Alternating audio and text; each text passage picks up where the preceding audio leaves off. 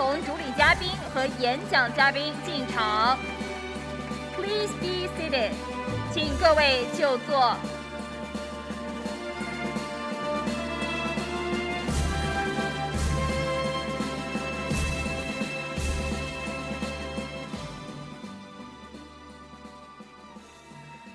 Distinguished guests, ladies and gentlemen, good morning, and welcome to the Hong Kong Summit 2022, organized by the Chinese General Chamber of Commerce and the China Council for the Promotion of International Trade.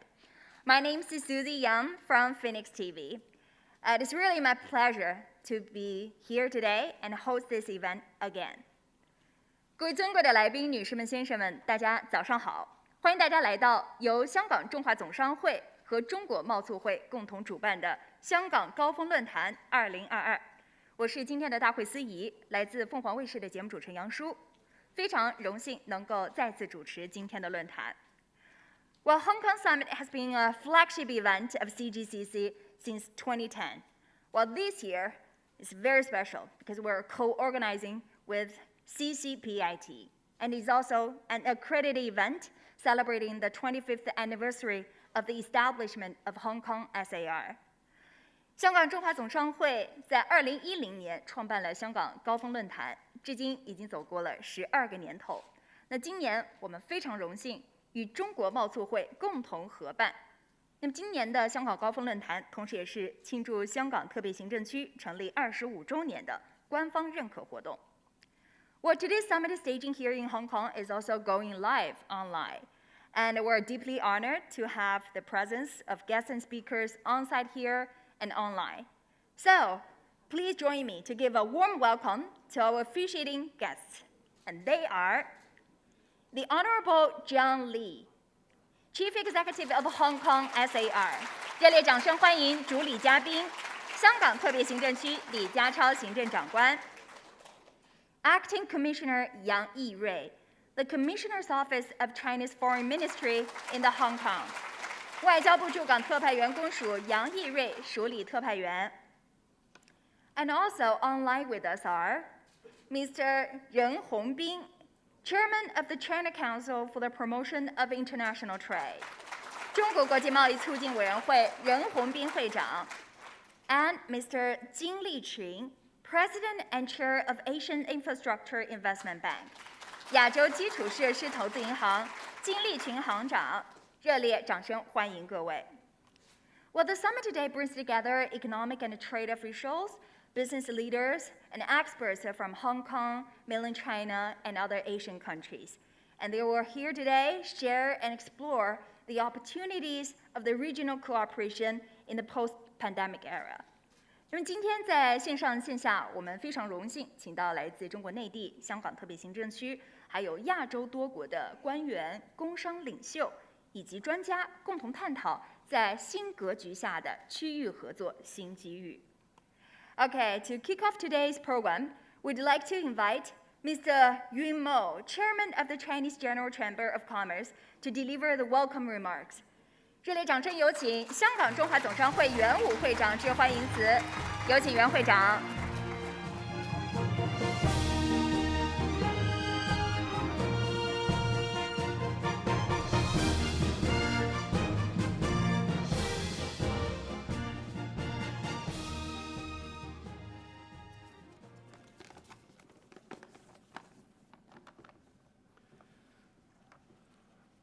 尊敬的李家超行政长官、杨义瑞署理特派员、任洪斌会长、各位领导、各位嘉宾、各位工商界的友好、传媒的朋友，大家早上好！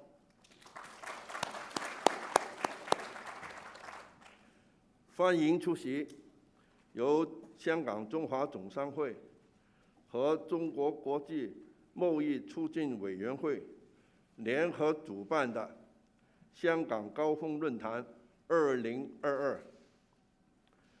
我非常感谢来自香港、内地以及海外政商界领导出席本次论坛。共同探讨在环球形势下的区域合作最新情况和发展的前景。今年我们也邀请了金融、创新科技、医疗健康等多个产业领域的企业精英聚首一堂，从工商界的角度探索产业创新和区域深度合作带来的机遇。过去几年，环球局势出现巨大的变化，地缘政治、保护主义、新冠疫情等为全球经贸、金融以及产业链的配置带来深远的影响。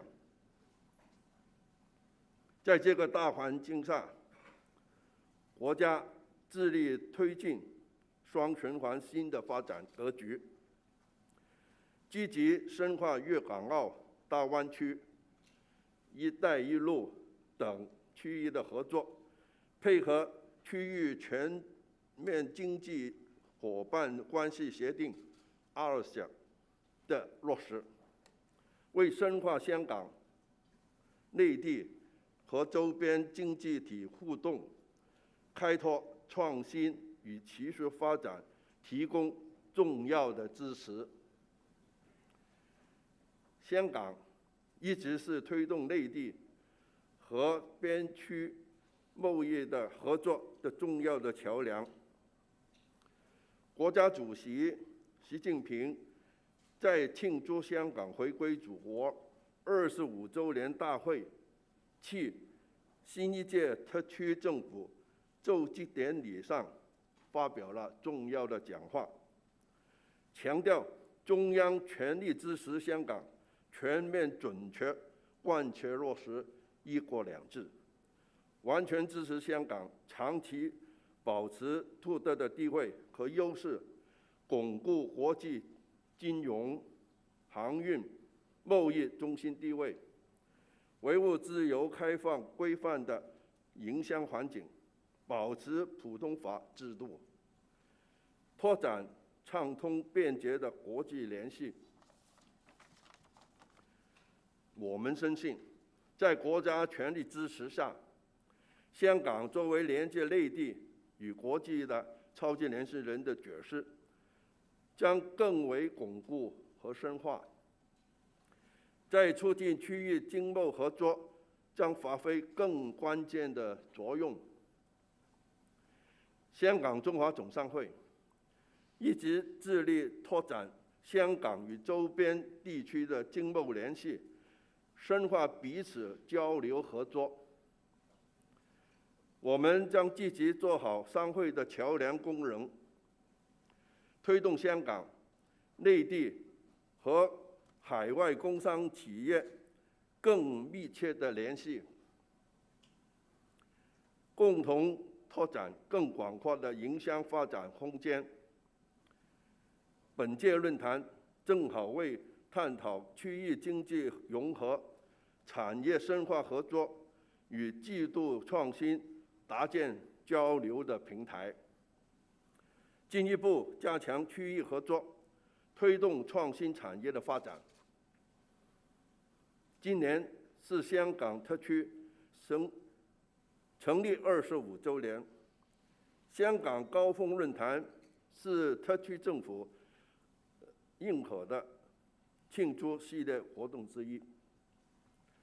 今天我们邀请了多位重量级的主体演讲嘉宾，另外2个专题论坛环节也邀请了香港和海外政府官员、企业精英、专家学者进行交流分享。今年论坛得以成功举办，有赖香港特区政府、中国贸促会、香港贸发局等不同单位，以及多个国家和地区部长、领事官员、工商和专业团体的全力支持和协作，还有多家工商企业赞助本次论坛。我谨此向各机构和团体致以衷心的感谢。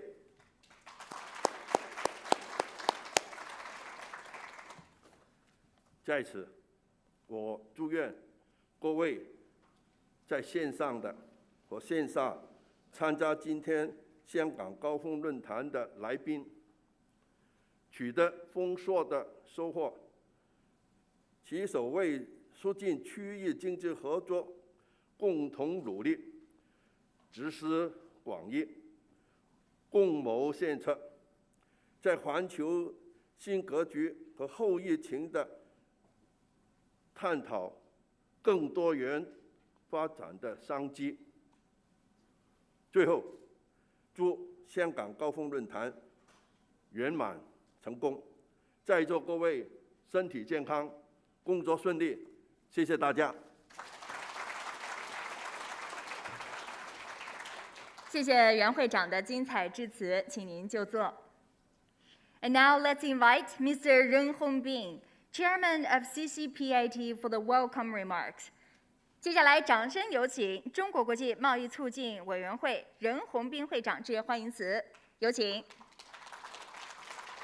尊敬的李家超行政长官，尊敬的袁武会长、蔡冠深主席，各位嘉宾、女士们、先生们、朋友们，大家上午好。很高兴与大家云端相聚，在香港回归祖国25周年之际，中国贸促会与香港中华总商会共同主办香港高峰论坛，探讨合作机遇，同为香港开新篇。首先，我谨代表中国贸促会对论坛的成功举办表示热烈祝贺，对出席论坛的各位嘉宾表示诚挚的欢迎。不久前，习近平主席在庆祝香港回归祖国25周年大会暨香港特别行政区第6届政府就职典礼上发表重要的讲话，着眼香港未来发展，提出4点殷切希望，充满真情厚意，饱含期许和重托，为香港攻坚克难、繁荣稳定指明了方向，规划了香港在新时代、新征程上开创新局面、实现新飞跃的蓝图，极大增强了香港和国际社会对“一国两制”和香港未来发展的信心。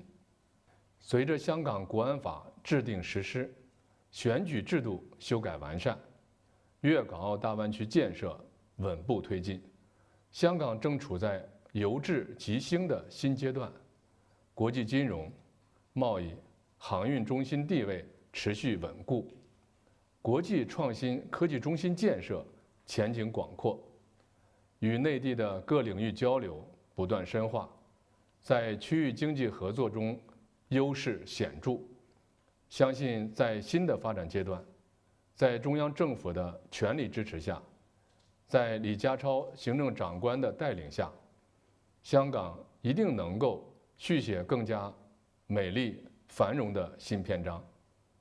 本次论坛聚焦新格局下的区域合作新机遇进行讨论，契合香港当下发展形势，具有深刻的现实意义。希望与会嘉宾深入交流，集思广益，提出真知灼见，凝聚更多共识。值此机会，我愿分享3点建议：一是担当使命，推动香港继续发挥独特重要作用。在中国人民和中华民族迎来从站起来、富起来到强起来的伟大飞跃中，香港同胞从未缺席。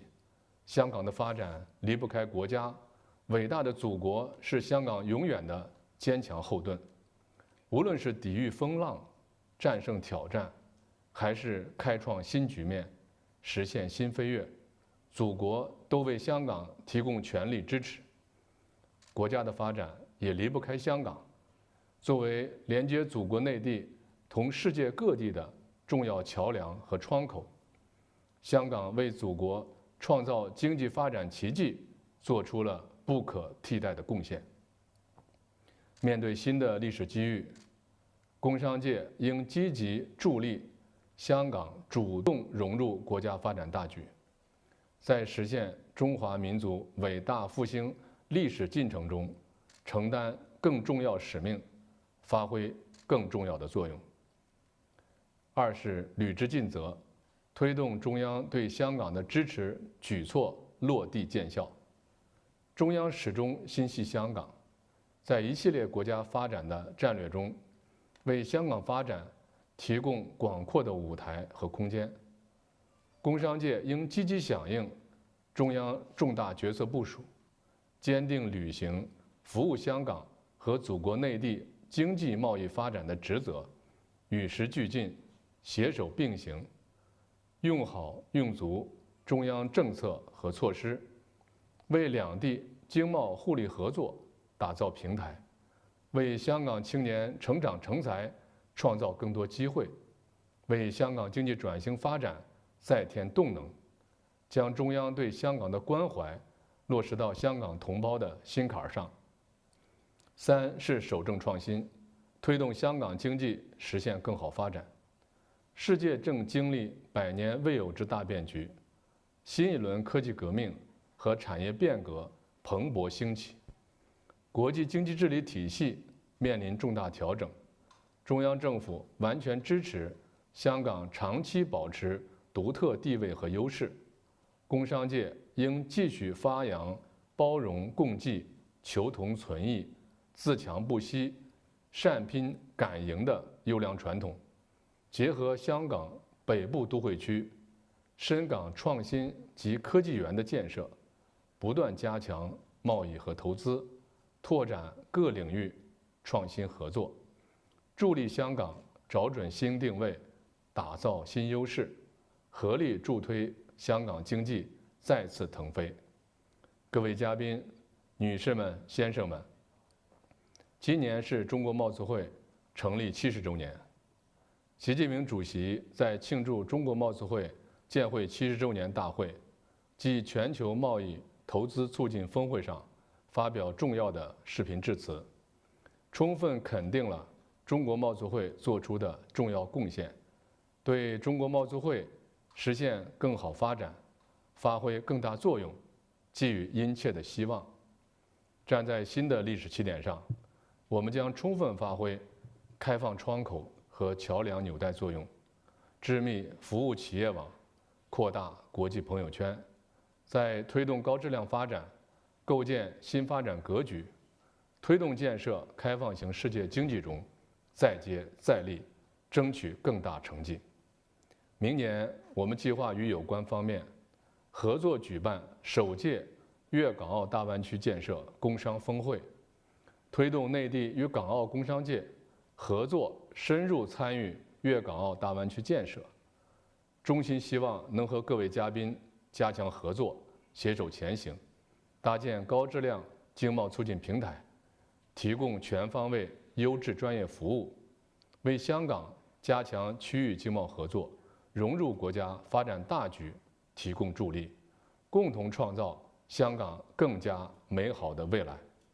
最后，预祝本次论坛取得圆满成功，祝各位嘉宾身体健康，工作顺利，阖家幸福。谢谢大家。好，谢谢任会长的致辞。接下来，热烈掌声有请本届论坛主席、香港中华总商会蔡冠深永远名誉会长致辞。Now let's invite Dr. Jonathan Chai, Permanent Honorary President of CGCC, to deliver the Summit Chairman's speech. Dr. Chai, please.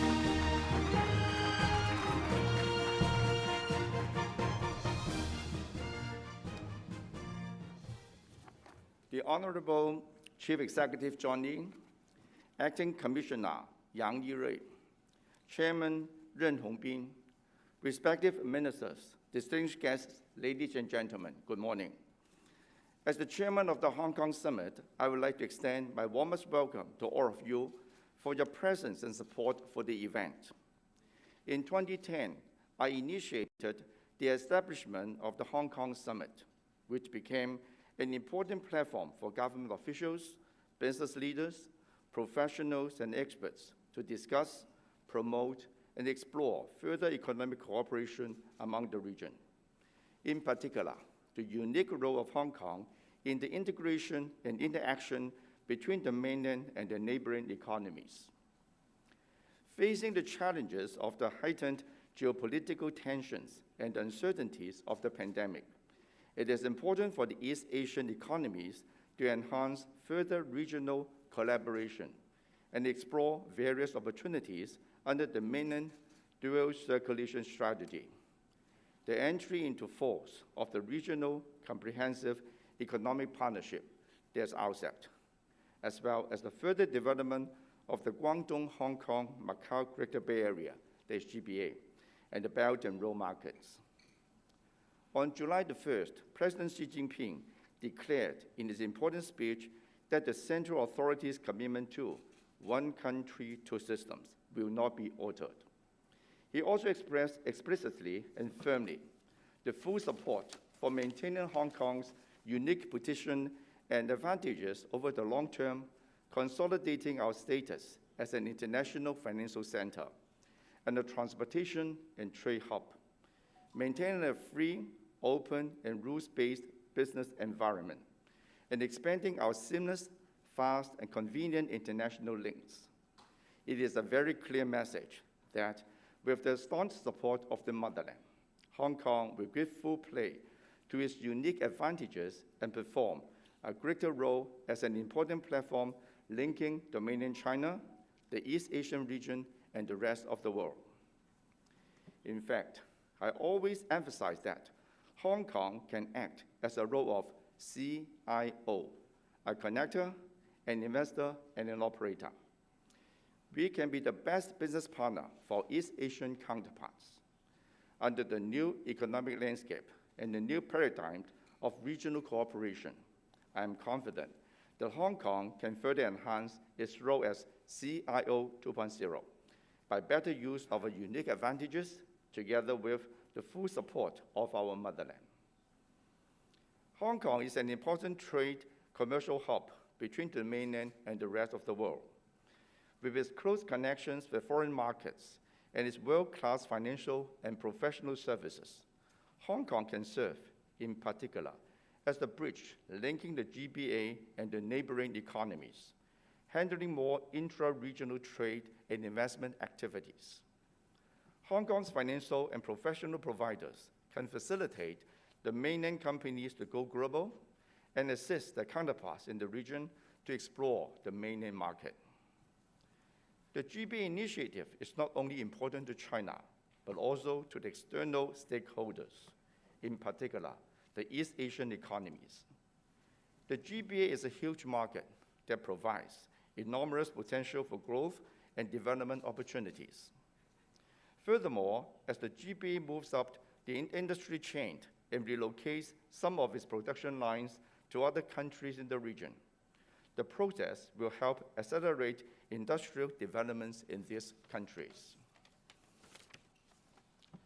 As one of the leading international financial centers, Hong Kong is a prime location for financial services, home to many financial institutions, and thrives on close financial integration with the mainland. Hong Kong remains the most important offshore renminbi center, accounting for more than 75% of the global total. Hong Kong is seeking to further promote cross-boundary renminbi investment and financing activities and strengthen its position as a global offshore renminbi hub and a hub for green finance within the GBA. Hong Kong has a rich experience and strong interest in China-related projects, which provides good fundraising prospect for companies to expand within the GBA and elsewhere in the mainland markets. Hong Kong's professional service providers enjoy a competitive edge across the region. They can use their international networks to help mainland enterprises to control risk and identify and screen potential business partners. Mainland enterprises can leverage Hong Kong's advantages as a base for managing investment in the region. Hong Kong is also a preferred location for regional headquarters for many multinational corporations, and it is a good starting point for companies from the region to expand their business abroad, especially if they wish to cover the mainland and the GBA market. Innovative technology is also an important element in promoting regional cooperation. Hong Kong can play a platform to establish a cross-border connection mechanism with the mainland and the neighboring economies to facilitate development of e-commerce and promote in-depth cooperation in the digital economy and green economy. Hong Kong can cooperate with the GBA in developing into an international I&T hub, taking forward the development of the Shenzhen-Hong Kong Innovation and Technology Cooperation Zone, and implementing policy measures to accelerate cross-border technology and talent flows. Hong Kong is an important stepping stone for startups in the region for entering the mainland market. It is worthwhile for startups in the region to establish their presence in Hong Kong to make a good use of policy support and seize the opportunity in the GBA. At present, although Hong Kong is not a member of Rcep, Hong Kong has long-standing economic ties with many Rcep members. Hong Kong also plays an important role as a super connector in promoting regional trade cooperation between the mainland and other Rcep markets. Hong Kong has been actively seeking to join the Rcep. With Hong Kong joining the Rcep, I believe that the economic ties among the region will further be strengthened and closer integration of the regional value chain will be established.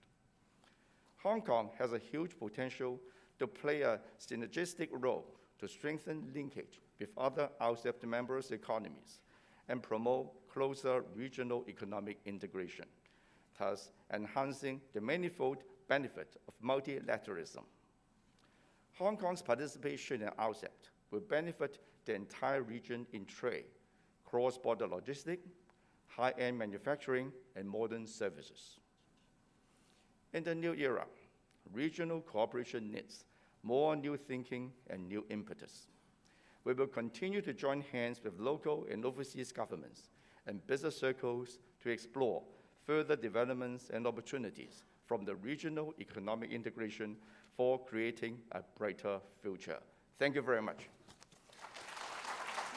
好，谢谢蔡会长。Please remain on stage because right now we're going to have a group photo session because today is really special. I'd like to invite everybody on stage and join us for the group photo. 借着今天这个难得的机会啊，我们将进行合照环节，要有请主礼嘉宾、演讲嘉宾以及论坛主办方的首长一起到台上留影。好 ，May we now invite CGCC Chairman Mr. Yun Mo to accompany our guest of honor, the Honorable John Lee, Acting Commissioner Yang Yi-rui, Mr. Algernon Yao, Secretary for Commerce and Economic Development of Hong Kong, Professor C.J. Chen, Adjunct Professor at HKUST B School, to proceed to the stage. And may we also invite CGCC Vice Chairman Tommy Lee, Johnny Yu, Herman Hu, Cai Yun Hoi, Charles Chung, and Honorary Chairman David Vaughn to come up to the stage. We would also like to invite CCPIT Chairman Mr. Zheng Hongbin and AIIB President and Chair Mr. Jin Liqun, CGCC Vice Chairman and Honorary Chairman and other speakers to join us online for the group photo.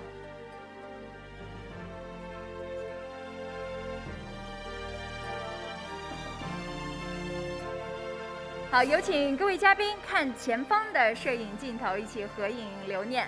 今年的峰会非常特别，线上线下共同举办，请媒体朋友们抓住这个机会，帮我们捕捉到这一届香港高峰论坛的重要时刻。Well, it is the 4th edition of Hong Kong Summit initiated by CGCC. Well, the summit is being held in hybrid mode online and offline. And this is also an important event in celebration of the 25th anniversary of the establishment of Hong Kong SAR. So it is definitely a memorable moment worth capturing and sharing.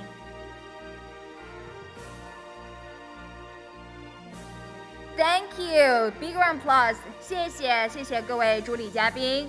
我们今天的合照环节到这里就结束了，谢谢。好，接下来请特首留步，其他嘉宾请到台下就坐，好，热烈掌声，大家给一点掌声。好，谢谢。因为接下来呢，马上我们要有请特首帮我们做主题演讲。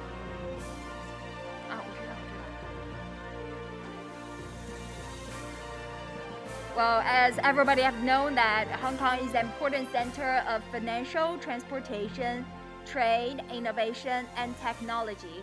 And I think many of you would like to hear from John Lee. 好，现在热烈掌声有请香港特别行政区李家超行政长官发表主旨演讲。Welcome the Honorable John Lee, Chief Executive of Hong Kong, to deliver the keynote speech, please.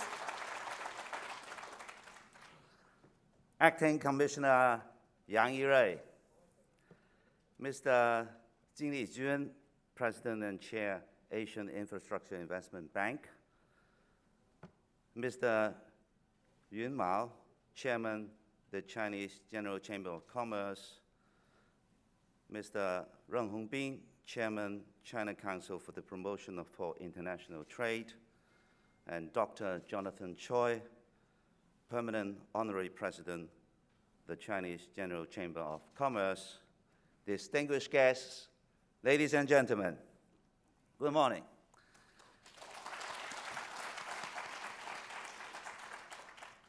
It is a great pleasure to welcome you all in person as well as online to this Hong Kong Summit 2022. This summit was last held in 2017 when it helped mark the 20th anniversary of the Hong Kong Special Administrative Region. It is fitting then that today's summit is among the major events celebrating the Hong Kong SAR's 25th anniversary. We are also here to celebrate the 25th anniversary of the One Country, Two Systems principle, the unique constitutional principle that has powered Hong Kong's success for the past quarter of a century, a successful principle that will continue to propel us to a brighter future. That flourishing future will be forged with the full support of the central government.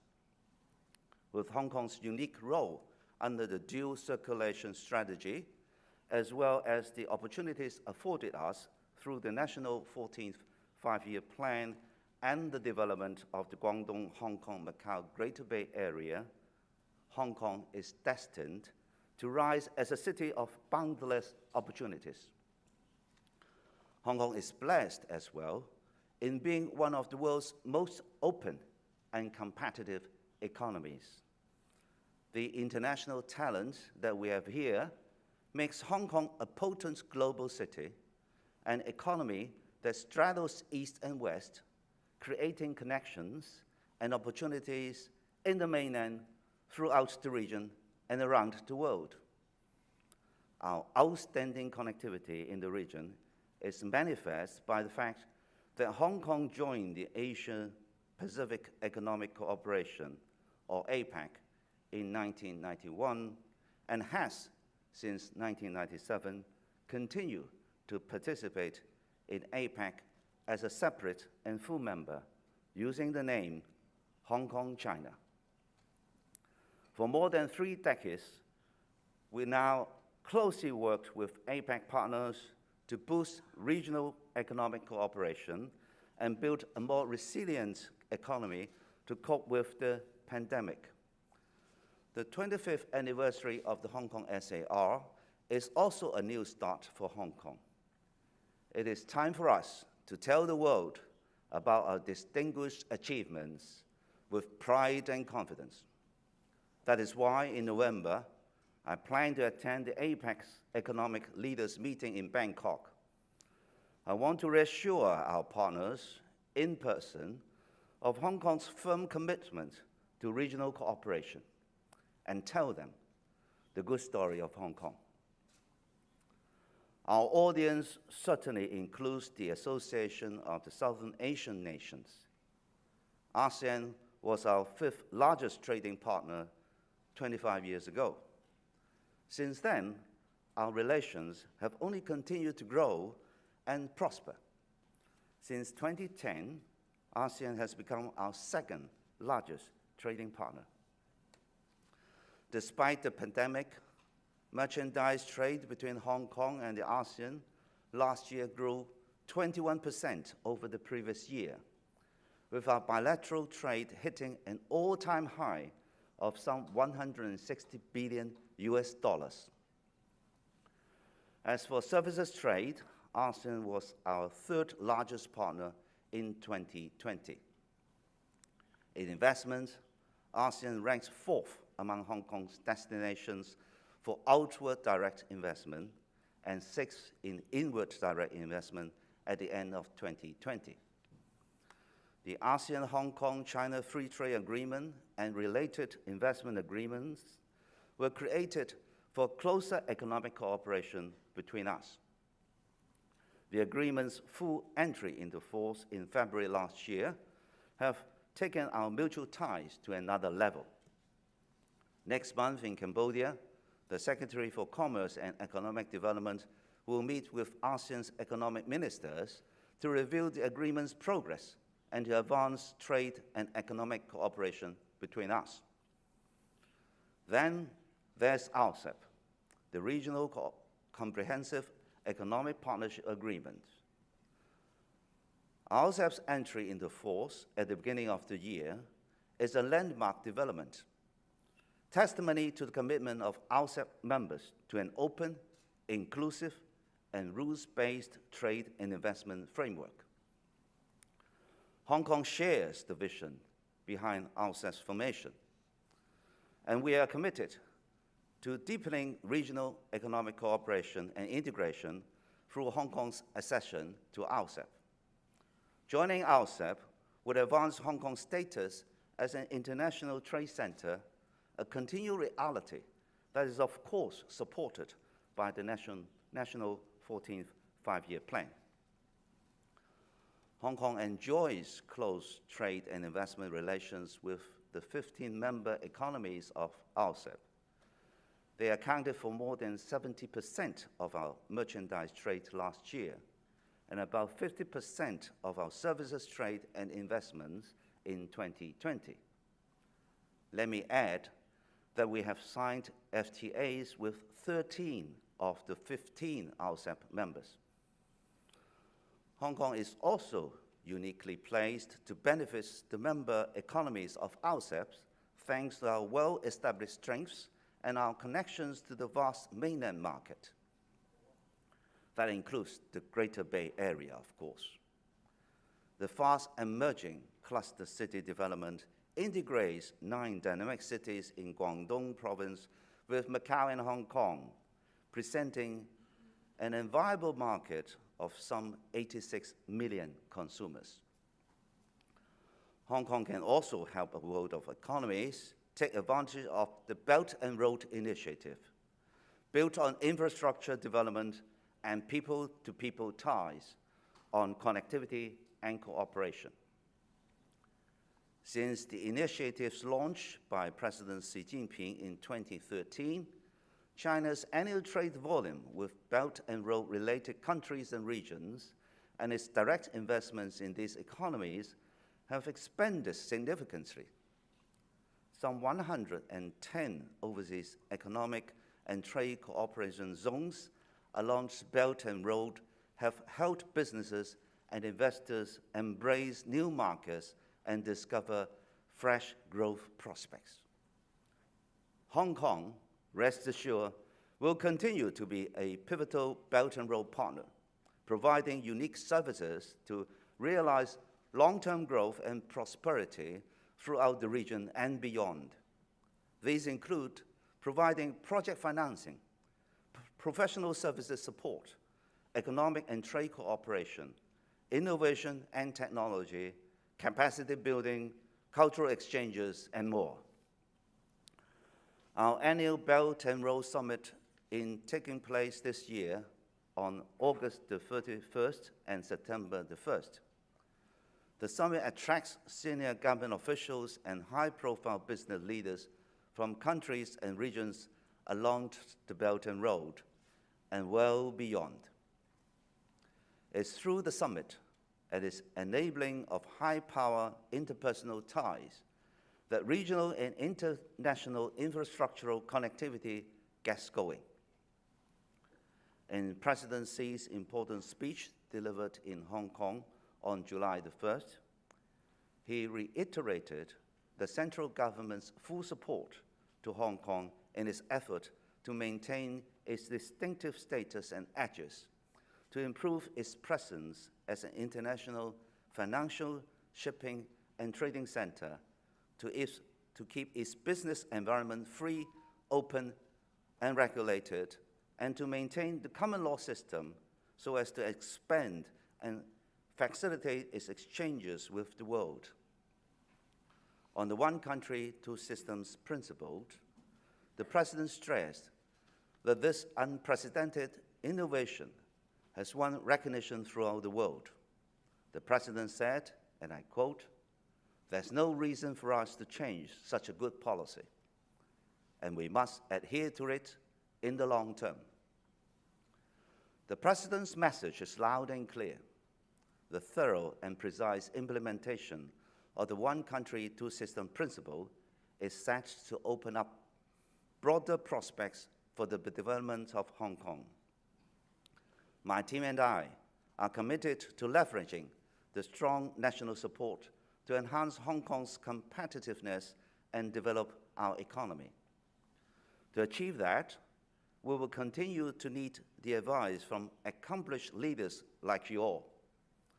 I will deliver my first policy address in October, and I welcome you all to tell us your views so we could better develop our city. Ladies and gentlemen, the COVID-19 pandemic has caused severe disruption to the world's economy and people's daily lives. The Hong Kong SAR government will continue to accord top priority to fighting the pandemic. Our anti-epidemic strategy is based on 5 key policy principles. First, we are going to keep controlling the number of confirmed cases so as to ensure that our hospital service will not be overburdened and devastated. We're not going to lie flat. Second, we will differentiate people's risk levels precisely and scientifically for proper control. Third, we have to balance the risks among the economic impetus and the risk against the pandemic, keeping our economy going. Fourth, we continue to reduce the number of critical cases and deaths. Fifth, we have to work hard on the protection of high-risk groups, including the elderly, the young and the children, and people with chronic illnesses. Last week, I announced a key decision to implement the new 3+4 quarantine arrangement for arrivals from overseas in Taiwan. Under the new arrangement, travelers are subject to compulsory quarantine and designated quarantine hotels for 3 days, followed by medical surveillance for 4 days, during which mask-off activities are prohibited, but they can go out.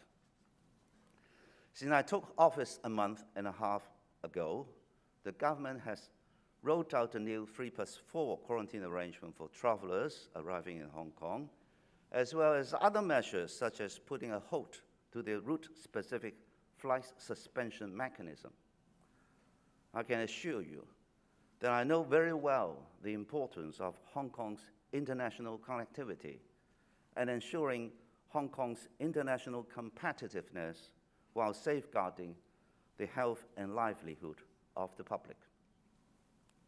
I'm pleased to note that the measures have been generally welcomed by the business sector, including many of you from the Chinese General Chamber of Commerce, as well as the community at large. Of course, many of you want Hong Kong to resume normal travel with the mainland. I hear you clearly, but I must stress that connecting with the world and connecting with the mainland are in no way contradictory to each other. On the latter, we have been maintaining good liaison with the mainland counterparts.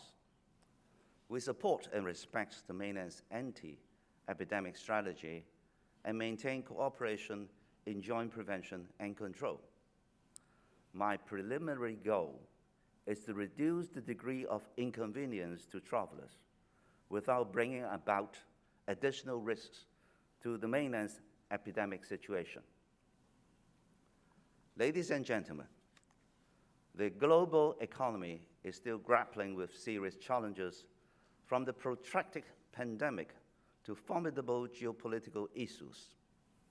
In such trying times, it is all the more essential for us to work together to tap into the emerging opportunities in the new paradigm and start a new chapter for Hong Kong together. Before I close, let me express my heartfelt gratitude to the organizers of today's summit, the Chinese General Chamber of Commerce, and the China Council for the Promotion of International Trade, as well as the numerous supporting organizations and sponsors involved for providing this much-needed platform for exchange. I wish you all the best of business in Hong Kong and throughout the world in the year to come. Thank you. Thank you, Mr. Zhang Li, for the wonderful speech. Thank you so much. Please be seated. 接下来的主旨演讲，让我们有请亚洲基础设施投资银行金立群行长。Now let's invite Mr. Jin Liqun, President and Chair of Asian Infrastructure Investment Bank, to deliver keynote speech. Welcome. Honorable Zhang Li, Chief Executive of Hong Kong SAR, Honorable Chairman Yuan Mo, Honorable Chairman Ren Hongbin, distinguished guests, ladies and gentlemen, good morning. Let me start by saying what a true honor it is to address the 2022 Hong Kong Summit and share the keynote speaking platform with the Honorable Zhang Li. Warmly congratulate the new Chief Executive on his appointment and wish him every success in serving the people of Hong Kong throughout his term in office. Mr. Li has one of the most important leadership positions in Asia today. And Asia today, indeed the world today, needs a strong and successful Hong Kong, a respected and resilient center of connectivity with China, Asia, and the rest of the world. That is why the work of China Council for the Promotion of International Trade and the Chinese General Chamber of Commerce are so critically important, now more than ever. Before I get to the substance of my remarks, let me briefly introduce you to the Asian Infrastructure Investment Bank. We are a AAA-rated multilateral development bank capitalized to $100 billion by 105 countries or economies. Hong Kong SAR China is one of the bank's most important members, given its status as an international financial center. Our mission is to finance what we call the infrastructure for tomorrow by investing billions of dollars in leadership capital intended to help secure positive economic and social outcomes for millions of people in our members. We already have 182 projects in 33 countries with a total amount of $36 billion US. AIIB finances all kinds of infrastructure projects, particularly in the transportation and energy sectors. That is what most of people assume we do. But we are also rapidly diversifying our portfolio in a liberal interpretation of the infrastructure concept. We do whatever is called for by our clients, and indeed by the new era we find ourselves in. We build communications infrastructure, digital infrastructure, agricultural infrastructure, healthcare infrastructure, and infrastructure across many productive sectors. This is the raison d'etre of AIIB. At AIIB, our core value is being lean, clean, and green. Lean, meaning investing what is needed to build infrastructure for people, not extravagant spending on bloated bureaucracy. We always keep in mind that our resources come from the taxpayers of our members. Now, what about clean? Multilateral development banks differ in many ways, but on anti-corruption, we all adhere to the highest standards of being clean. AIIB has zero tolerance of corruption. Infrastructure projects by their very nature are large, and the procurement process is usually very complicated. We see to it that the money goes to the right destination, not to be siphoned off to any private pocket. This is true of our corporate procurement. The Hong Kong government is well known for being clean. We draw inspirations from Hong Kong's anti-corruption experience. In the case of AIIB, we don't meddle or interfere in domestic issues. We don't lecture. We don't play heavy. We don't lord it over. In that way, we are a little bit different. We want to listen more to the people and to their governments and try to help them to solve their problems. But we have a zero tolerance for corruption that sends a powerful signal about clean. So now, what do we mean by green? Hundreds of millions of people in Asia are vulnerable to global warming and face the worst kind of impacts from climate change, such as from extreme weather of floods, storms, and droughts. Just July was the hottest month since reliable records began in China, and this summer has been an unbearably hot one for countless people in South Asia who don't have air conditioning and suffer the cruelest consequences. And this is before we start to talk about the threat posed by sea level rise and the spread of diseases such as dengue fever, which is driven across Asian borders by climate change. Water supply, food security. The list of climate-driven problems is very long. These are the problems AIIB is focused on solving with our clients. Our goal is for at least 50% of our lending to the climate finance by 2025. We intend to leverage our resources to mobilize more capital from the private sector across the world to stave off menaces to our vulnerable countries and their people. The official theme of this week's summit is emerging opportunities in a new paradigm of regional cooperation. This strikes a chord with me because it's basically what we in AIIB have been focused on since we were founded in 2016. Let me start with emerging opportunities. First of all, on a basic level, I like the positivity of this concept. These days, the media of the world often thrusts upon us negative headlines galore, stories of looming challenges, imminent problems, impending threats, and worse and not so seldom, real disasters not far away from us. There are indeed many emerging crises at this critical point in our lifetime. A crisis of conflict, a food security crisis, a crisis in the cost of living for many people, the COVID-19 crisis, and above all, the crisis of climate change.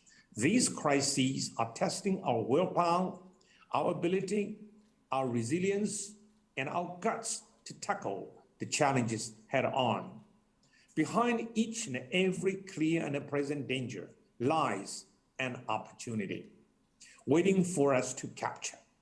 AIIB believes that the emerging economies of Asia are able to rise to the occasion, providing positive solutions to these problems. Many of these problems can be resolved by infrastructure for tomorrow.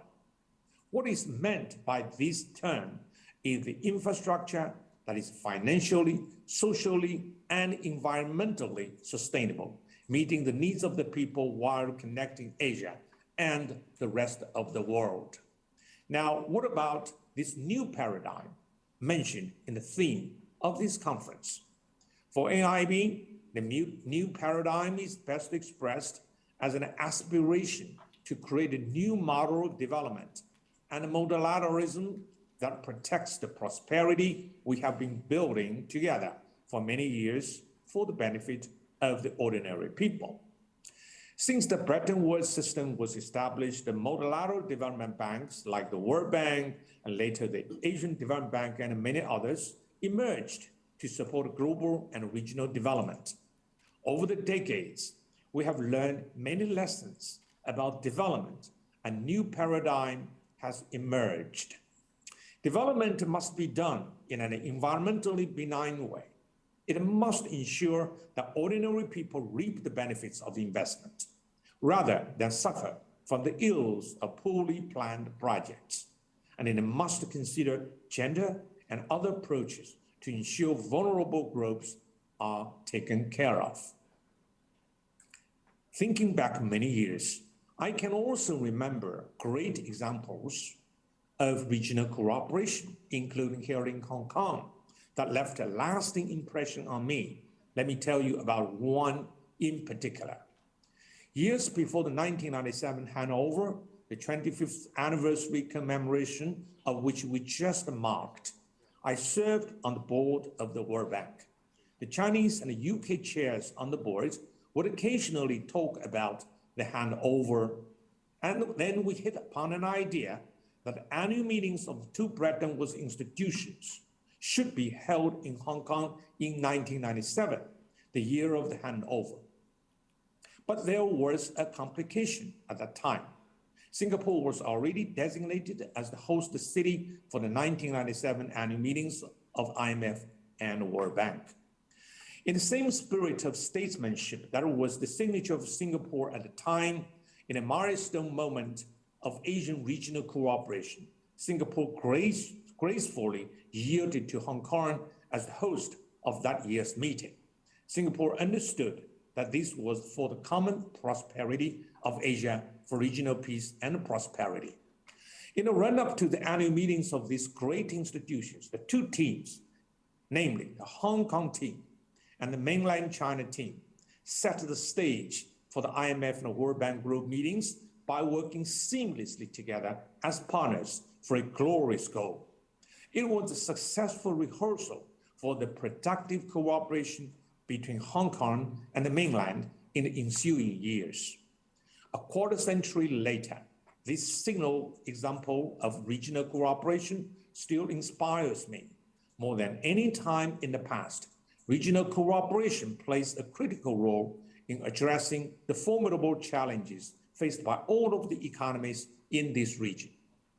Hong Kong, like many other jurisdictions, has weathered many storms since then, and especially during the pandemic. Hong Kong will continue to be an exemplar of regional cooperation, regional economic integration, and regional connectivity in a globalized economy. Hong Kong is also a fulcrum for international financial institutions to unlock co-financing opportunities. As a regional banking hub and the largest offshore RMB center providing full range of banking services, Hong Kong also offers large pools of financial, legal, accounting, and other professional talent. Hong Kong is also a trusted jurisdiction for investors to bring their disputes for arbitration and settlement. It was with Hong Kong's advantages in mind that in February 2020, while the COVID-19 pandemic increased the risks to the finance operations of AIB, we engaged with the Financial Bureau and the Hong Kong Monetary Authority to create a temporary finance site in the International Finance Center. The IFC site acted as a business continuity center for our bank, and it helped AIB ensure the uninterrupted functioning of our finance operations, particularly for payments and management of the liquidity portfolio. In concrete terms, the site ensured that AIB maintained the ability to execute critical operations independently of our Beijing headquarters team as necessary. More importantly, it helped us to ensure the strong business continuity, which is a requirement from a risk and internal audit perspective, and is viewed favorably by the credit rating companies. AIB remembers with immense gratitude the generous support received from Hong Kong during the challenging time. From dangers shared, our relationship deepened. Indeed, we regard Hong Kong as a robust partner of AIB well beyond its being yet another shareholder member. I enjoy reminiscing about that inspiring experience in working with our Hong Kong colleagues and friends. This experience has left a strong positive impression on all of us involved. Looking forward, I believe that there's ample space for growing cooperation between Hong Kong and AIB. Our collaboration in the early days of COVID-19 was the first case of success. This will surely not be the last. Hong Kong is well placed to become a regional carbon credits trading hub, matching the financing needs of greenhouse gas reduction projects in China with global investors and emitters. Hong Kong can play a key role in Asia's net zero transition by leveraging its advantages such as strong legal system, status as vibrant financial center, and proximity to some of the biggest carbon markets in the world. We also regard Hong Kong as an important marketplace for debt issuance and have been active issuing bonds in Hong Kong dollars that clear through Hong Kong's central money market unit. This is the clearing and settlement system operated by Hong Kong HKMA in Hong Kong. Having this in place gives AIB the ability to issue debt securities that can be bought by investors here who prefer that the debt is cleared locally. This year's Hong Kong summit also emphasizes regional cooperation. Recent geopolitical tensions remind us of the critical importance of cooperation. Cooperation is far preferable to conflict, division, or isolation. We must work together. As you know, COVID-19 has disrupted global value chains, or GVCs. To cope with this, some countries are trying to achieve a certain self-sufficiency. In the short term, this kind of self-reliance approach is a rational response to what has happened. However, we should understand that regional and global value chains remain critically important to our standard of living. Overreacting by each country trying to do everything on their own from now on is risky. Turning inward for total self-sufficiency is not feasible. This approach goes against the fundamental tenet of economics. Hong Kong is well integrated into global value chains, with nearly 3/4 of its exports being part of the GVCs. This high level of participation is driven by robust infrastructure quality that facilitates timely production of parts and components of international standards at a reasonable cost. Great economic achievements came from cross-border cooperation and connectivity.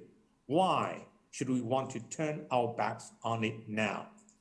My message is this: multilateralism will continue to play an important role in bringing countries and economies together for enhancing economic cooperation, especially in a great international entreport like Hong Kong. There's no turning back to the clock. AIB is well positioned to support regional cooperation and development as the modern multilateral institution built for the 21st century. With the highest standards in governance and focused on helping solve big problems where we can apply leadership capital that brings about sustainable solutions to public problems. We can also provide whatever necessary support to those countries or economies which are the most fragile and vulnerable. If people don't have enough money for food, it's hard to build and benefit from infrastructure on an empty stomach. During the worst of COVID-19, large public outlays for many countries caused sovereign liquidity problems. Through our Crisis Recovery Facility, AIB was agile and quickly applied leadership capital to help these countries overcome their challenges. Trust does not come easily these days, but the results of earning it are well worth the effort. Let us not regress. Let's keep progressing. I have said on many occasions, particularly a few years ago, when skepticism about AIB was rampant, trust has to be earned. Trust is not like a PhD degree. Once you earn it, it's yours for the rest of your life. Trust is not such stuff. You have to cherish it and keep it. If we do not take good care of it, trust will run away on horseback. If it ever comes back, it does on foot, and most probably it will never come back. Progress is what civilizations do together over the longer term through the organizations of our efforts into a collective project instead of remaining stuck in local, sectional, or tribal factions. In some developed countries, when it comes to infrastructure, they said, build back better. But in much of Asia, we are talking about building it up for the first time when there has been inadequate infrastructure, but plenty of poverty, diseases, and hunger. It's morally reprehensible to turn our backs on these people. Commerce is important, so too is cooperation. But let's not forget about compassion. By shoring up mutual trust through modern multilateralism, people of diverse countries can live a better life, and a civilization can progress with a brighter future for all. Only when the people of all countries live a good life can we ensure long-term prosperity and security. In conclusion, I'm confident that Hong Kong will continue to thrive as a financial and economic powerhouse.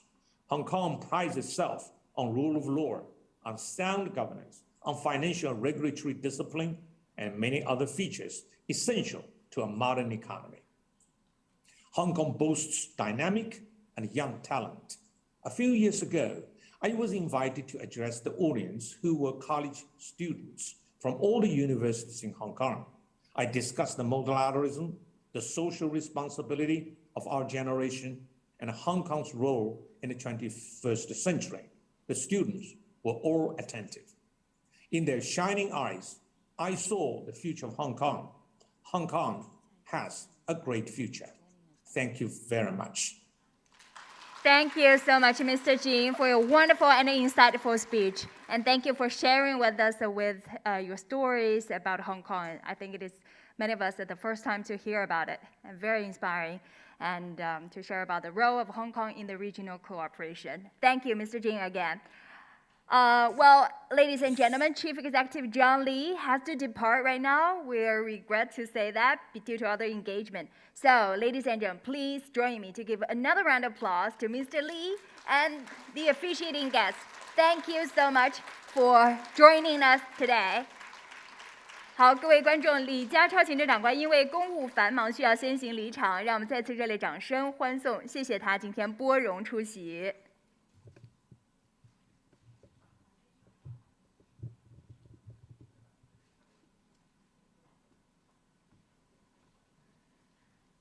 好，今天几位重量级的嘉宾为我们做了非常精彩的专题演讲之后，接下来的环节也同样精彩，我们就是要好好讨论香港在区域合作当中的角色。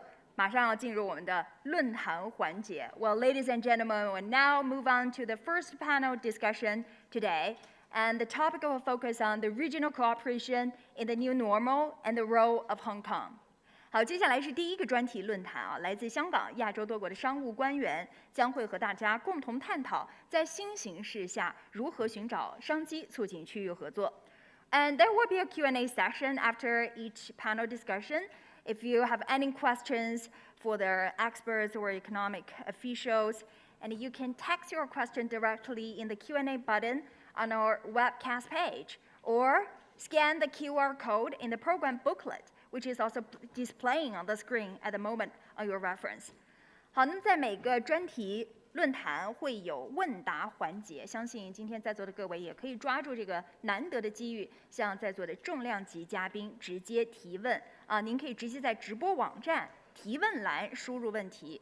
那现场的嘉宾呢，可以用手机扫描屏幕显示的二维码，或者在印在场刊里面的那一页也有二维码，扫一扫就可以进入提问专页。Okay, speakers for the first panel discussions are from Hong Kong, Indonesia, Vietnam, Thailand, and Japan. And they are Mr. Algernon Yao, Secretary for Commerce and Economic Development of the Hong Kong government.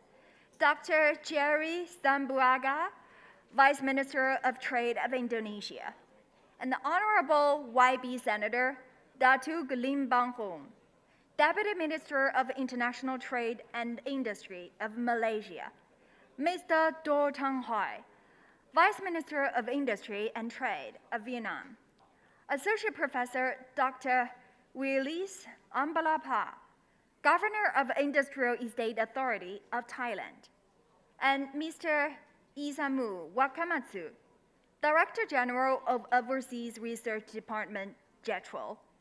And our moderator today is Professor C.J. Chen, Adjunct Professor at HKUST B School. Okay, during the Hong Kong Summit held in 2012 and 2017, economic and trade officials and business leaders from Hong Kong, mainland China, and Asian countries gathered here in Hong Kong to exchange views on strengthening trade relations and the role of Hong Kong in the regional cooperation. And so today, we are very honored to be here again to discuss the role of Hong Kong. 在2012年和17年的高峰论坛上，我们非常荣幸邀请到香港、内地还有亚洲多国的经贸官员和商界领袖齐聚香港，共同探讨区域经贸合作以及香港在其中可以发挥的角色。那么就在上一届论坛举办了几个月之后，2017年的11月，香港和东盟就成功签署了自贸协定和投资协定。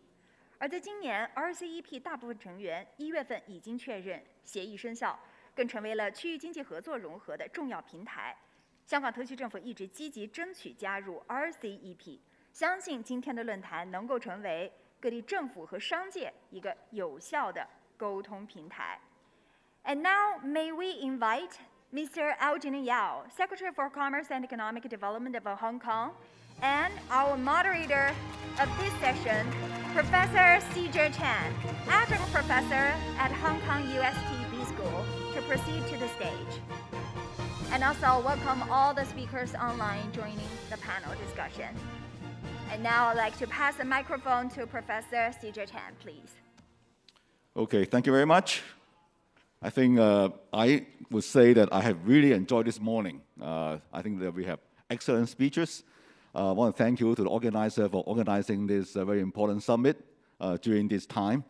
And we hear two keynote speeches this morning, including one by our Chief Executive, Mr. John Lee, setting out Hong Kong position and how we see the role of regional cooperation and how we should leverage on Hong Kong's role in the development in the region, as well as helping the development in the GBA. We also heard the speech from Xi Jinping on the infrastructure development in Asia. Now, we know that during this we're still in the middle of the pandemic. During this pandemic age, many countries are coping with the changes of the economy, the challenges, and also the disruption of supply chains. We see that's going on, and many Asian countries actually have done reasonably well compared to other Western counterparts. But still, the disruption by the pandemic is real. Earlier, Mr. Xi Jinping reminded us that even though there's disruption to supply chain, no country can be self-sufficient. We must rely on each other. We must have regional cooperation. Although the supply chains may need to be re-energized and replanned, but it is important for us to rely on each other and cooperate with each other. So, and then I think we all understand that the wonderful opportunity presented by the Rcep is such a platform on which many countries can rationalize the production, the supply chain, cooperation with each other using the Rcep platform. So the Rcep comes at a very good time for this challenge, for us dealing with these challenges. So in this session, I'm very happy to be the moderator. My job is very easy because I have all these important speakers, ministers in Hong Kong, as well as around the region, and the leaders around the region to help us walk through the issues, think about what are the challenges and how we can do better in regional cooperation, and of course, in Hong Kong, how Hong Kong can contribute to this regional cooperation, and how Hong Kong can leverage on a position in the Greater Bay Area to facilitate this cooperation. So I think this is a wonderful session, and I would go down the order and introduce each speaker, and have each speaker give us maybe about 10 minutes or so of the opening speech, and then later on we go into a interaction. So first of all, it's my great pleasure to welcome and introduce Algernon Yao, Secretary for Commerce and Economic Development of Hong Kong SAR, to be our first speaker and give us your view on how we can do cooperation in this new normal. Thank you.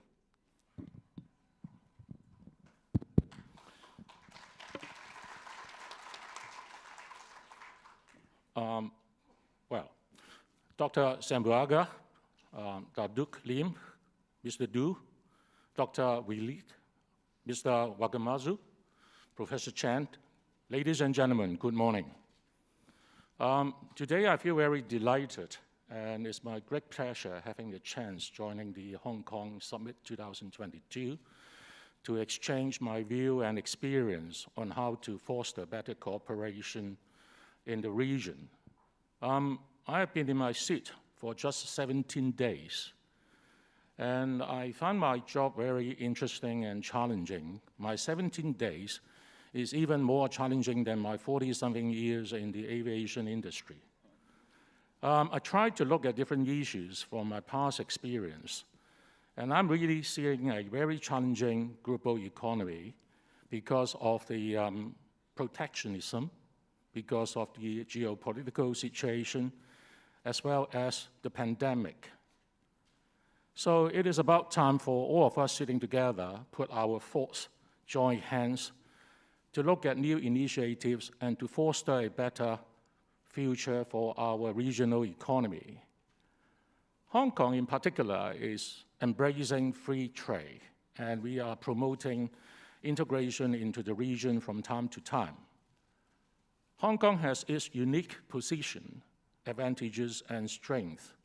But one thing we have to remember, we have a very strong support by the central government.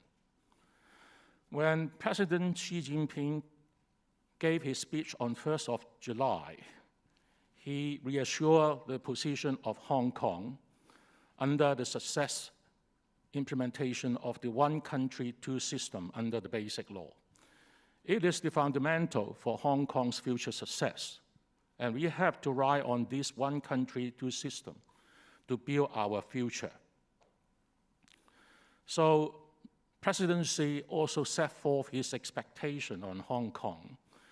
He wants Hong Kong to develop our strength and rely on our advantages to develop the place, to do the trade, and to integrate into the region as well as internationally.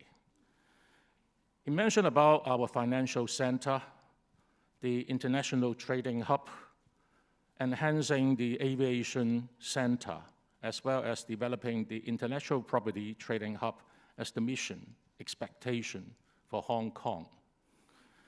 And we have to integrate into the Greater Bay Area, the Guangdong, Hong Kong, Macau, Greater Bay Area, and also follow the Belt and Road Initiative and align with the 14th Five-Year Strategic Economic Development Plan. All these are very important message to Hong Kong that we have to follow and plan ahead for our future. So with the strong support by the central government, I do see Hong Kong has a bright future despite the recent challenges facing by all of us. On this front, Hong Kong is working very, very hard in engaging with our business partner in finalizing the free trade agreement. We used to have 4 free trade agreements covering about 13 economies, but recently we have signed more free trade agreements coming to 8 and covering 20 economies. This gives Hong Kong a lot of opportunities for doing trade with all our business partners, and also allowing our business partners to do trades in Hong Kong and riding Hong Kong as the gateway to getting into the Greater Bay Area and other parts in the mainland. Well, we were quite surprised to see, even under the pandemic situation, the merchandise trade is increasing by 21% in 2021. And we can see how important it is with this free trade agreement with the partners, which are generating a lot of business opportunity for Hong Kong. In this front, I have to mention about one free trade agreement, which is particularly very important to Hong Kong. It's the FTA with the ASEAN. This is a very important milestone for Hong Kong, having this FTA with the ASEAN countries. And we can see this opportunity arising from time to time. And the trade volume from different countries in ASEAN is rising significantly, especially from Thailand, Vietnam, Malaysia, all over the years. So it is one very important milestone that we have to further develop our cooperation, coordination, and integration into the ASEAN cities and countries to allow our business to go abroad and to invite the business to invest in Hong Kong. We also signed many investment protection and promotion agreements. We signed about 22 agreements covering about 37 economies so that they can come to Hong Kong with their investment under protection. Hong Kong has a very good regime, taxation, rules of laws. All these are very attractive to foreigners coming to Hong Kong to do business. And with the dual circulation participation, it is very important for Hong Kong to become a facilitator to bring or to invite the business from the mainland through Hong Kong and to go international. So the position of Hong Kong is very unique and very important, both for locally, for the motherland, and for our partners in the region. On another front, I'm very happy to see the RCEP, the Regional Comprehensive Economic Partnership, now in force. And Hong Kong has applied for the membership in January this year. According to the procedure, it will take about 18 months for us to get into the membership. And I'm very glad most of the countries are in support of our accession. But still, we have to do our work very hardly to lobby with the countries to ensure we will get accession timely. People will ask why you need to get into RCEP. You already have FTA with ASEAN. But do remember, RCEP got 15 countries. In addition to the 13 FTA we signed, we don't have FTA with Japan and Korea, so getting into RCEP will give us even more opportunities for doing trade, services, information technology exchange with those countries in the membership. So it is a very strategic and long-term development for Hong Kong for getting into RCEP in our initiative, in our plan for the next couple of years.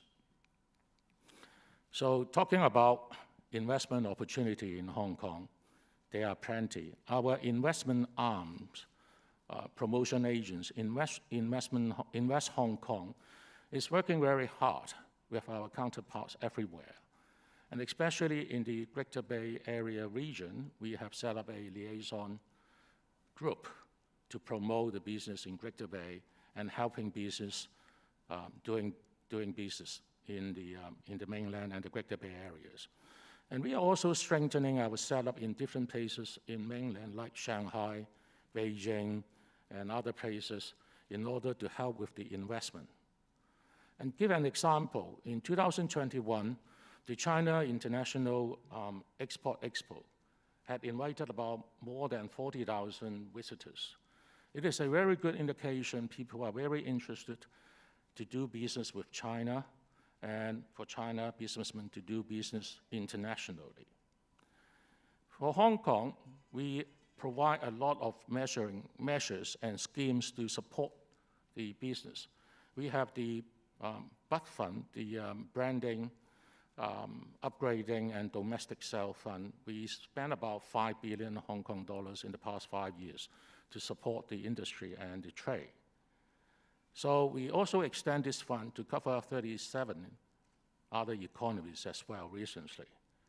So all in all, Hong Kong is trying to look for the business recovery after the pandemic, making ourselves ready, and in good coordination with the business partner in the region, plan for the future, and trying to establish our advantages and strength accordingly, and following the expectation by President Xi on the expectation of Hong Kong playing our role, doing it rightly and timely. So, ladies and gentlemen, may I appeal to you to support the initiative set forth by the Hong Kong government for our business future and to foster a brighter business environment for Hong Kong and for the region. Thank you very much.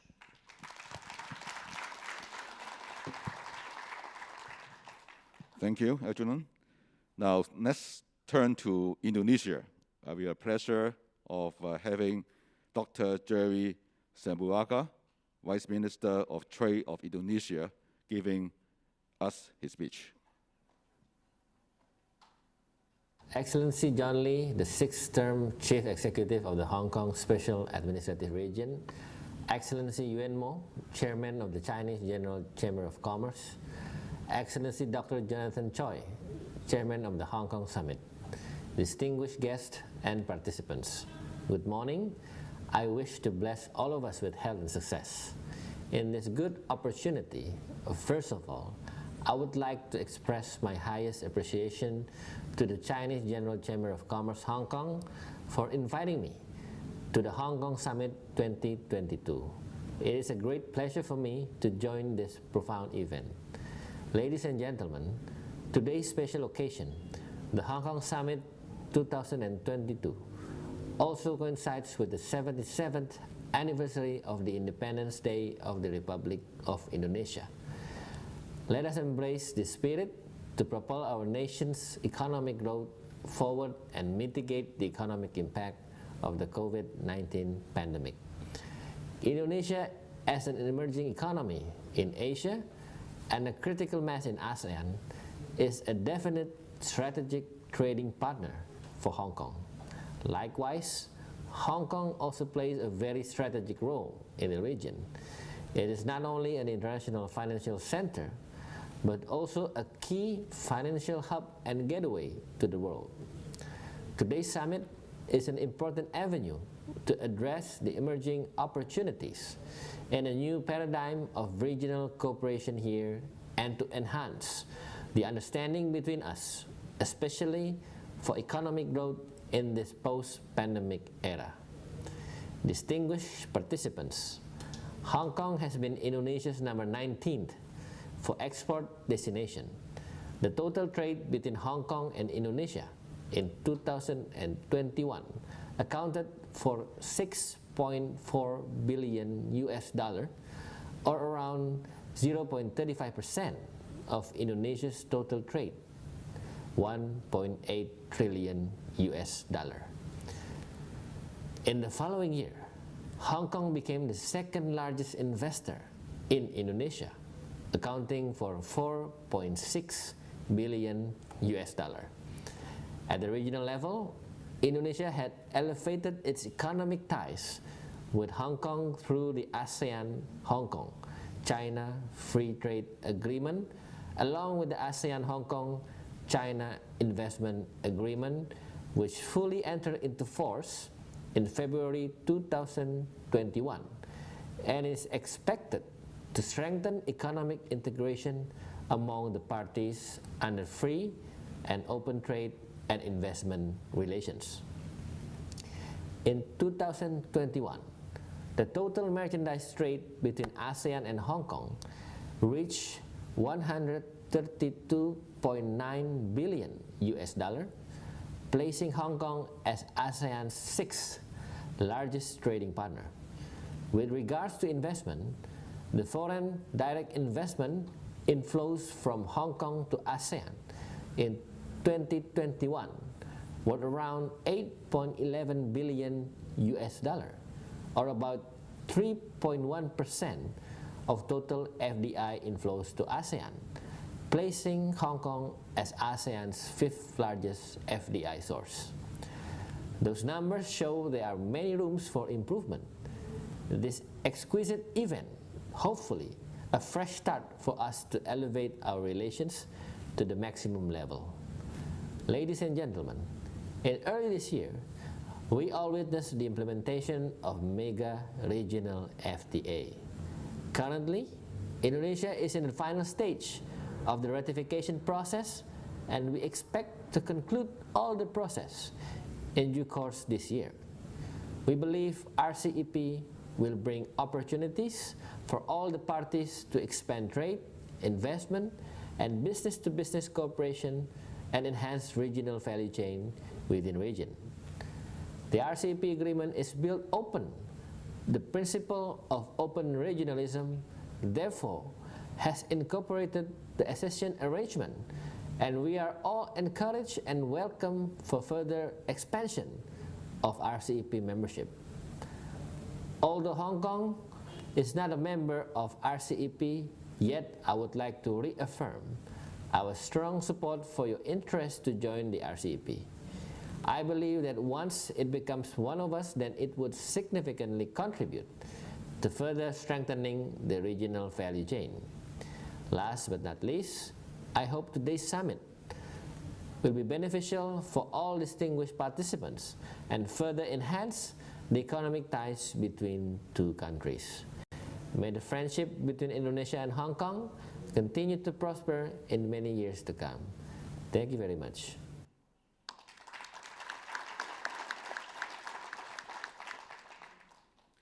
Thank you, Dr. Jerry Zambuaga. Now we turn to Malaysia. Let's hear from YB Senator Datuk Lim Bang Hong, Deputy Minister of International Trade and Industry of Malaysia. Please. His Excellency John K. Sealy, the Chief Executive of Hong Kong Special Administrative Region, Mr. Yuan Mo, Chairman of the Chinese General Chamber of Commerce, Hong Kong, distinguished guests, ladies and gentlemen, good morning and salam sejahtera. First of all, I would like to commend the Chinese General Chamber of Commerce, Hong Kong, for hosting the Hong Kong Summit 2022. Let me also take this opportunity to congratulate the government and the people of Hong Kong on the 25th anniversary of the establishment of Hong Kong Special Administrative Region. The global economic uncertainties and the pandemic have significantly transformed the global landscape, with rising inflation and a looming global recession topping the list. In addition, the supply chain disruptions continue to be a major drag on the world's economic recovery. These developments compel countries to refocus on national security and self-sufficiency for food, energy, and critical materials, which lead to protectionism, trade barriers, and outright export bans on key commodities. Hence, it is indeed paramount for us to deliberate and explore on today's theme, emerging opportunities in a new paradigm of regional cooperation. Ladies and gentlemen, the ASEAN region experienced steady economic growth over the past decades. One of the factors contributed to the growth was the various free trade pacts inked among the countries, be it from a bilateral front or through regional trade agreements. It is evident that the free trade agreements spur economic growth because goods and services are bought and sold across international borders with little or no government tariffs, quotas, subsidies, or prohibitions to inhibit their exchange. I'm sure we can agree on the importance of embracing FTAs for economic growth, which brings me to the recently concluded Regional Comprehensive Economic Partnership, Rcep, a regional free trade agreement with 15 participating countries. Rcep is an amalgamation of ASEAN's existing FTAs, creating a comprehensive partnership fit for 21st century economy.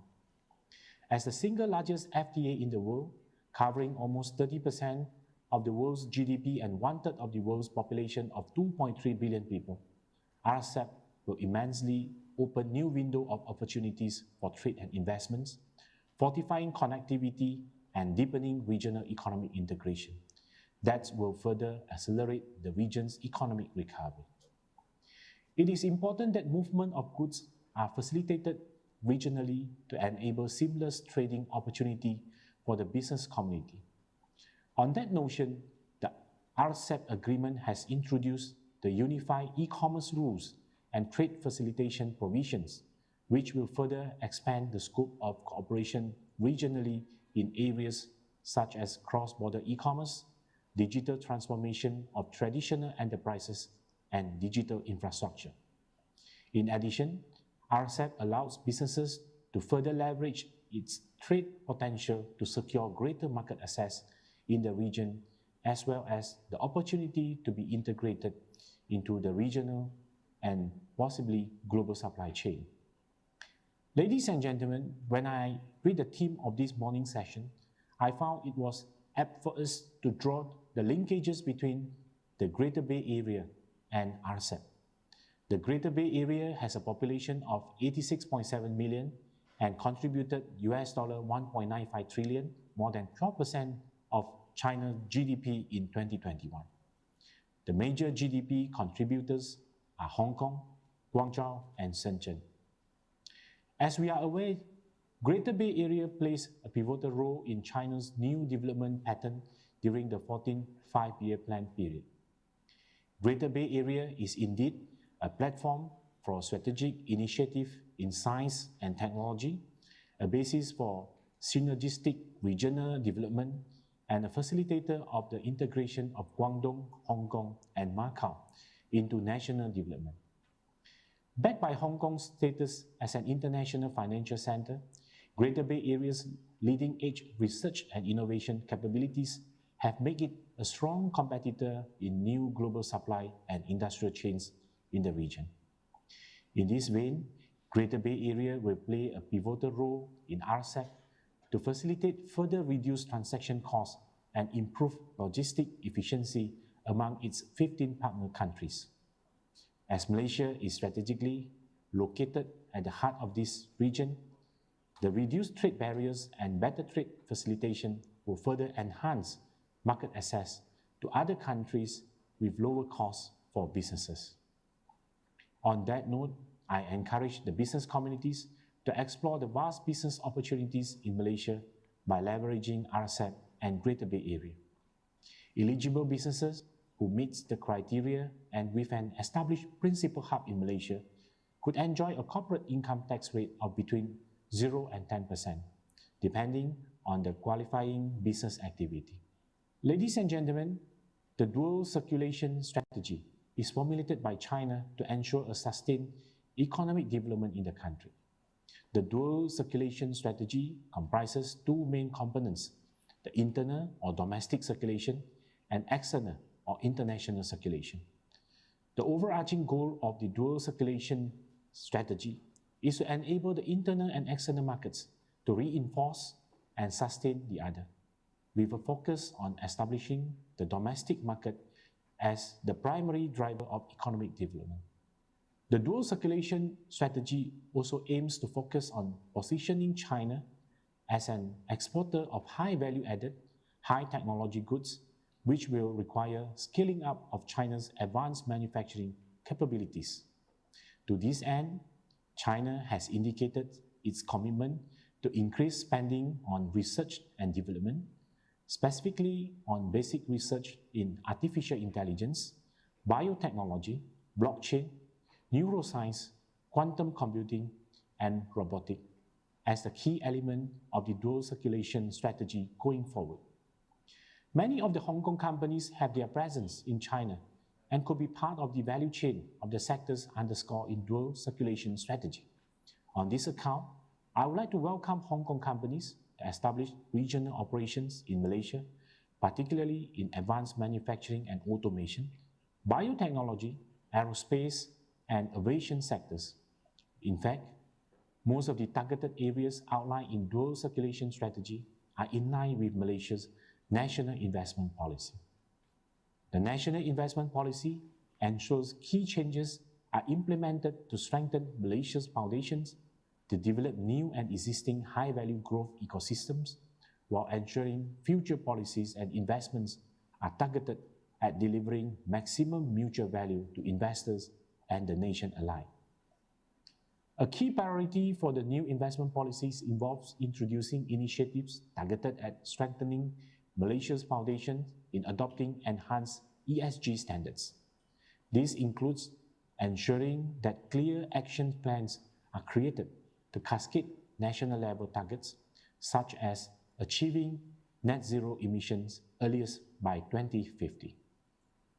Ladies and gentlemen, Rcep, Greater Bay Area, and dual circulation strategy provide the strategic platforms for businesses to collaborate and reinvent themselves.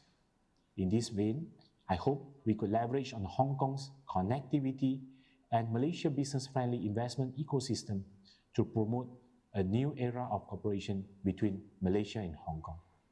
On that note, I am confident that today's discourse will provide very useful insights and constructive ideas to move forward collaboratively in this challenging global economic landscape to further enhance regional economic collaboration in the new normal. Thank you.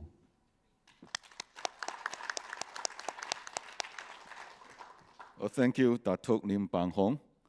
Now, next, I would like to invite Mr. Do Tan Hai, Vice Minister of Industry and Trade of Vietnam, to speak. Excellency, Mr. Chun Lee, Chief Executive of the Hong Kong Special Administrative Region of the People's Republic of China, distinguished guests, ladies and gentlemen. First of all, on behalf of the Ministry of Industry and Trade of Vietnam, I would like to thank the organizing committee for inviting our ministry to attend and speak at the third Hong Kong Summit this year. I'm fully aware of the significance of this year's summit and an invaluable opportunity for parties to exchange information, share experience, and generate new ideas for regional integration promotion, creating a driving force for economic growth. I would like to take this opportunity to congratulate Hong Kong on the successful election of the leader of the Special Administrative Region, and my warmest wishes also go to Excellency Mr. Chun Lee, Chief Executive, and all members of the Hong Kong Special Administrative Region. I am confident that under your leadership and members of the government, Hong Kong will continue to optimize its role as an important financial, banking, and logistic hub in the region, and at the same time further accelerate the economic, trade, and investment cooperation with East Asian countries and in general, and with Vietnam in particular.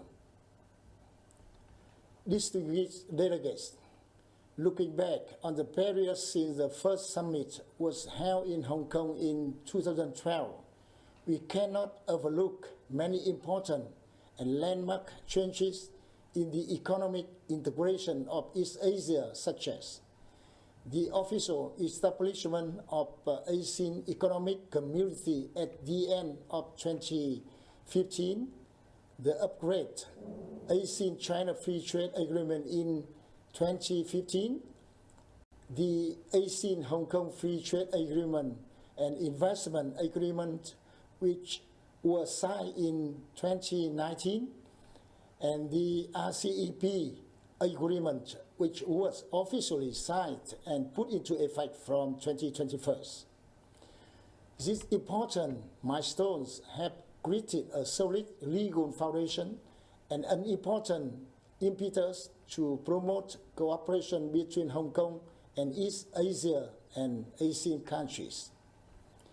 In addition, regional economies are confronting unprecedented challenges as a result of a regional and global political instability and tension, high oil costs, and inflation in many nations.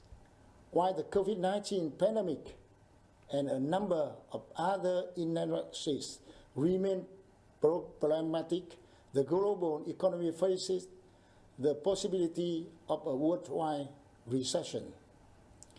Reality shows that in order to successfully react to and mitigate the effects of the mentioned obstacles and challenges in the recovery and growth of any economy, strengthening cooperation, expanding markets, and ensuring the seamless operation of supply chain in the area and the globe are among the most significant measures. This is also the approach chosen by Vietnam, which has been continuously and synchronously implemented for many years. As soon as the whole population received vaccination against the COVID-19 pandemic, Vietnam was also ranked among the top countries in terms of reopening the economy in a flexible and secure manner. Ladies and gentlemen, Vietnam and Hong Kong have been each other important traditional trade and investment partners. By 2021, the bilateral trade scale has reached $13.62 billion USD. Hong Kong continues to maintain its position as the 8th largest trading partner and the 5th largest investor in Vietnam. Vietnam is also Hong Kong's the 7th largest trading partners in the world and the 2nd largest in Asia. Vietnam's government and Ministry of Industry and Trade of Vietnam have always highly appreciated Hong Kong's position and role, paying a great importance to the development of economic trade and investment cooperation with Hong Kong. Vietnam is a rising open economy and one of the most global linked economies in the area as well. After controlling and adapting flexibly and safely to pandemic, Vietnam is gradually recovering its strong economic growth speed with a rate of 6.42% in the first half of 2022 and is expected to reach the rate of 7% in 2023, opening up many attractive investment opportunities in the field such as high technology, logistics, energy, capital, etc. Meanwhile, Hong Kong has an advantage of being a financial and banking hub of the region, as well as a gateway to connect for trade and logistics among China, the region, and the world through the Belt and Road Initiative and the Great Bay Area Initiative, Hong Kong, Guangzhou, Macau. This characteristic will help both economies increasingly complement each other, at the same time also contributing to speeding up cross-border trade, connectivity, and economic relations between Asian countries and East Asian economies. To maximize collaboration prospects, assist the business community in quickly recovering from the epidemic and respond to urgent challenges, to promote cooperation among Vietnam, Hong Kong, and regional economies, I would like to have some of the following proposals. Firstly, collaboration must be strengthened to ensure that the supply chain of commodities in the area is maintained smoothly under own conditions. The markets is further open towards simultaneously reopening the economy and resuming travel and commerce across countries. Secondly, it is necessary to enhance the collaboration in co-organizing trade and investment promotion activities, introducing policies, and exchanging investment and business experiences, intensifying collaboration and coordination of logistic activities in the region and the world in order to address the abnormal rise in sea freight rates and container rental rates. Thirdly, it is required to enhance financial cooperation and technical assistance for small and medium-sized enterprises through regional cooperation programs on capacity building, sharing and exchange market knowledge and policy on SME development. Fourthly, with the scale of bilateral economic, trade and investment cooperation constantly expanded over the past time, the demand for travel, exchange, and meeting of the Vietnam and Hong Kong business community has also increased rapidly. This is an inevitable trend and need. Therefore, it is kindly advised that the Hong Kong government consider to create favorable conditions for Vietnamese firms in visa assurance, especially in granting working visa for Vietnamese companies that invest in Hong Kong. In other words, simplifying business travel and immigration procedures for business community would also contribute to the promotion of bilateral economic and trade relations.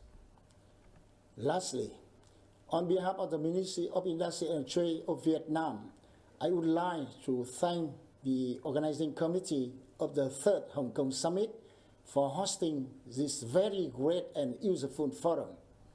I wish the summit a great success and wish all of you good health and happiness. Thank you very much.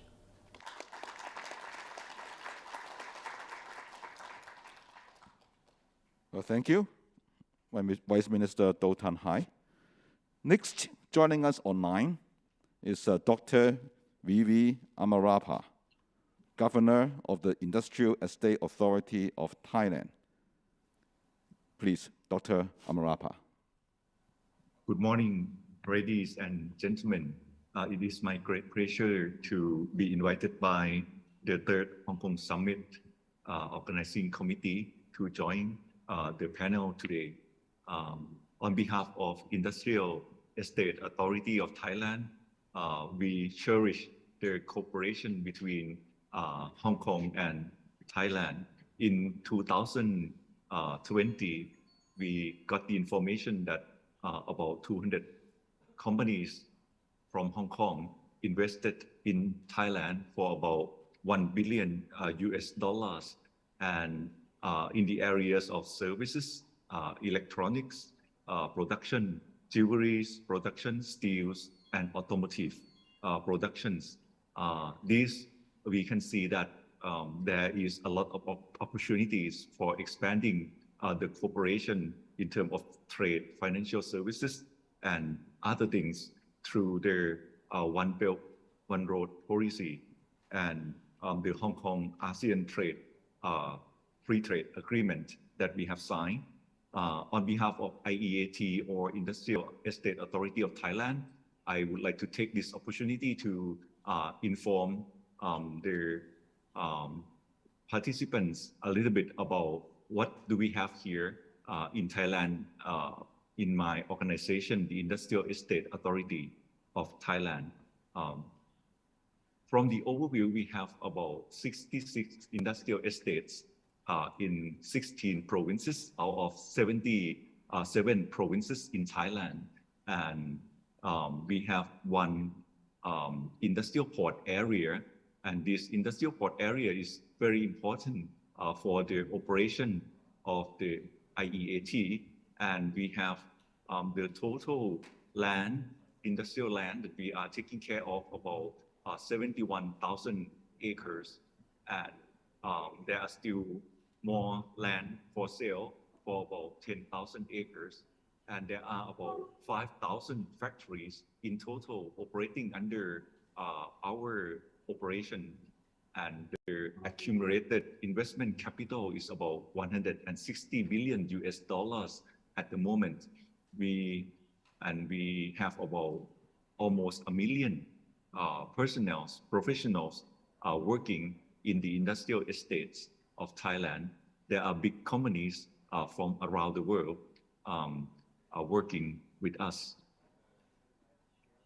So if you take a look at their foreign direct investment, we can see that about the majority of their investment is in the automotive and parts, and second would be in the steels and metal production and electronic parts and machinery and parts. So we try to capture in terms of industrial clusters, those clusters that are important in the industrial estate authority are about petrochemical, oil refinery, automotive, electronics, gem jewelries, printing, packaging, textile garment, and last but certainly not least is the rubber product. Thailand, we have the biggest area of rubber plantation in the world, and also we are the main producer of the rubber in the world as well. This is from the record last year. And there is one main thing that many people know about Thailand at this moment is the scheme of the government about the Eastern Economic Corridor that we try to invest into a lot of infrastructure in Thailand, like for example, the high-speed train, the industrial port, and many seaports that we plan to build, and also the new airport. This is like in the 3 provinces, not very far from Bangkok, about 150 kilometers away from Bangkok, and in the 3 provinces of Thailand, nearby Bangkok area. So in this very important piece of land we call EEC, or the Eastern Economic Corridor, this EEC, in the perimeter of EEC, we have about 39 industrial estates that we are taking care of, and the investment capital in this area is about 100 billion US dollars, and there are about 3,000 factories and about 600,000 people working in this area. And as I mentioned earlier, we have their main seaport in that area. About the area of the seaports, we have 12 ports, industrial ports, which transport and take care of the petrochemical industry. That's the main product of the industrial ports in that area. And in the EEC, the IEAT has a new project coming up. We call the project of building a smart park industrial estate. And this smart park industrial estates has the advantage of high-speed train, the double-track railway, the motorway transportation. So it is, we can say that it is situated in the main heart of the industrial zone, and very close to the seaport, very close to the airport. And the land area in the smart park, we have about 250 acres in the piece of land that we can sell for the industry. And we focus on the industry that has low carbon, right? Like aerospace, medical device, robotics, and automate and digital. Those industry, we are currently, we on the roadshow to many countries like Japan, Hong Kong, Taiwan, China, and many other areas. And there are many people are interested in taking, this working with us in the Smart Park Industrial Estate at this moment. And by the name of the Smart Park, we consider that we have all the smart facilities like the smart water supply facility, smart wastewater treatment facility, smart environment monitoring system, smart electricity system. We try to use all the renewable energy system and also the smart logistic and traffic system. And one of the key main points that the Thai government is emphasized on is the policy of trying to be the EV or electrical vehicle hub of ASEAN country. So we have the 30 at 30 target, which is try to transform about 30% of auto manufacturing in Thailand into the battery electric vehicle by the year 2030. So this would create a lot of job and investment. So you can see that we try to transform the 4-wheeler, 3-wheeler, 2-wheeler, and other transportation logistic part into the EV. And that would create a lot of new jobs in the industry in Thailand. For example, like the charging equipment, the onboard charger, the battery, and that's why Thai government are giving a lot of corporate incentive tax cut. For example, if you have the assembly production process in the country, you would be exempted for the corporate tax for 5 years. And if you have the production, the corporate income tax would be exempted for about 8 years. And if you produce the battery cells, that would be about 8 years of corporate tax exemption as well. Other than the EV production, automobile production system, Thai government also have a lot of incentive for the investment in the country through the BOI or Thailand Board of Investment. But the maximum benefit that the BOI can give you is about 10 years. If you can see, if you invest in the high technology production process, then you, at most, you can get about 10 years of tax exemption. But if you invest in the industrial estate, then you would get at most about 4 extra years. That in total, you would have about 14 years of tax exemptions on your investment. Right. In detail, you can contact us, and we would be very glad to give you information. And I would tell you that our past experience about the pandemic, COVID-19, in Thailand, we believe that we handled it very well. We were in the forefront of the countries in the world that handled the expansion of the COVID-19 because in the industrial estate, we have a lot of policies, like, for example, vaccination policy, and we try to apply the bubble and seal policy. And the results of all the policies that we had, we can pass through the pandemic without having to stop our production. And you can see from the records that in Thailand, during the past 2 years, the supply chain is still going on. The production process is still going on. So there is no shortage from our country, and that's our main strength at this moment.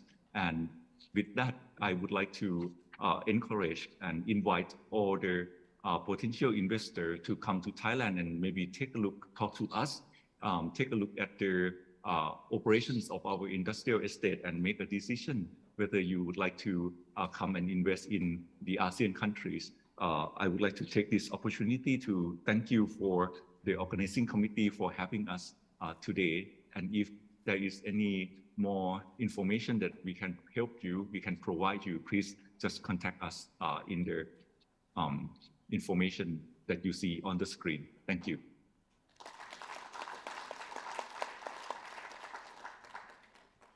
Thank you, Dr. Amarapa. Now next, and we turn to Mr. Isamu Wakamatsu, Director General, Overseas Research Department of JETRO. Hello, distinguished guests and ladies and gentlemen. My name is Wakamatsu from JETRO. So first of all, I'd like to express my appreciation to the Chinese General Chamber of Commerce and China Council for Promotion of International Trade for inviting me to this today's seminar. I'm very honored to have this opportunity to address all of distinguished guests today.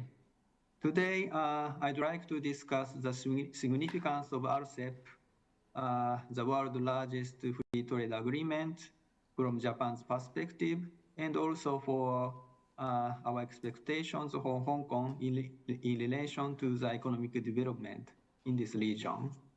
Let me share some slides.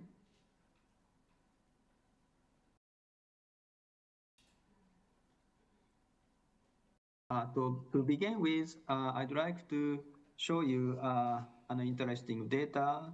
This is the number of the certificates of origins issued in Japan.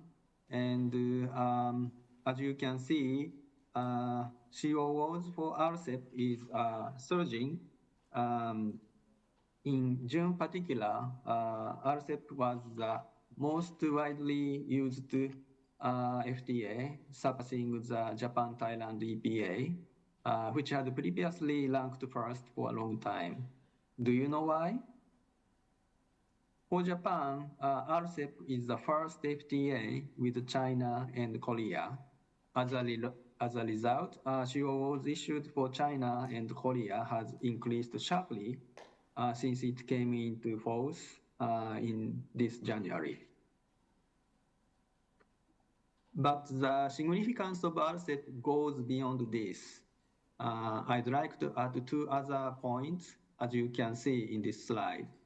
The second point is that the Rcep covered a substantial portion of the global supply chain of Japanese company with one single unified rule. As you know, the supply chain Asia is the engine of the world economic growth. The third one is the Rcep introduced common economic rules in this region. I will go back to this point later. According to a survey by METI of Japan, approximately 60% of Japanese companies operating worldwide are operating in Rcep member countries, and they are formulating the cross-border supply chain by exporting and importing each other. I will show this. This slide is showing the actual situation of Japanese company in Rcep region. So according to a survey conducted by JETRO in September last year, which targeted Japanese company operating in China and ASEAN, Rcep member countries accounts for 80 to 90% of export destination. With the Rcep in place, most parts of the global supply chain of Japanese companies are covered by unified rules, which includes common custom procedure, rules of origin, and accumulation rules. No doubt, this will promote further trade within the region. The third point of the significance is introduction of regional common rules in a wide range of area other than market access. So this includes the investment, service trade, e-commerce, intellectual property, and so on. So for example, if we look at the area of the digital trade, volume of world's cross-border data flows has expanding about sixfold since 2015. The expansion is particularly remarkable in Asia Pacific. The digital shift has been accelerating since 2020 with increased data transfers due to the expansion of the remote work around the world and the use of big data for infection tracking.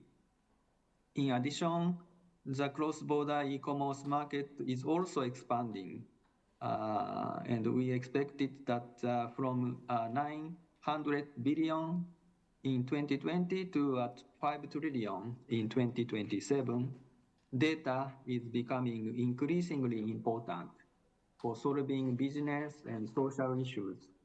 It is necessary to create an environment in the wider region where data can freely come and go across borders while ensuring trust in terms of privacy and security through the introducing common rules. Efforts to formulate economic rules in the Asia-Pacific region includes the high standard CPTPP and IPEF, which was just launched in May. And Japan is working on multi-layered approach to these initiatives so that it can create a stable business environment in the face of increasing uncertainty. Next, I'd like to turn to our expectation for Hong Kong. As we have seen, Rcep is an outstanding FTA covering the global supply chain. We'd like to Hong Kong to play a facilitative role for strengthening this supply chain even more. Hong Kong is the gateway between China and the rest of the world. In this context, GBA, Greater Bay Area, is also expected to be an initiative to further strengthen Hong Kong's gateway function. According to our survey conducting in this July among Japanese companies in Hong Kong, about 2/3 answered that they would either expand or have no change in terms of the business function of the Hong Kong office. I think this is very encouraging data. On the other hand, however, 70% of respondents expected early abolition or relaxation of travel restrictions, particularly with mainland China and Japan, reconsideration of dynamic zero-COVID policy as means to resolve the current issues. If Hong Kong is to continue its role as an international city and gateway, we firmly believe easing the border entry restriction would be essential. Let me also add that Japanese companies in this region have requested economic measures such as the normalization of cross-border logistics with mainland China and the continuation of economic stimulus package to be taken together. I would like to conclude my presentation by wishing for further development of economic relations with Japan and Hong Kong and countries in this region.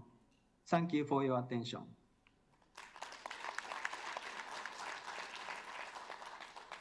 Well, thank you, Mr. Wakamatsu, for that very informative presentation. Now, this comes to our question and answers part of this session. Joining us on this Q&A, of course, is Secretary Yao, as well as online, Dr. Vivi Amarapa. Now, I think we have heard a lot about, how countries in the region are coping with the pandemic, the disruption of the supply chain, and so on and so forth.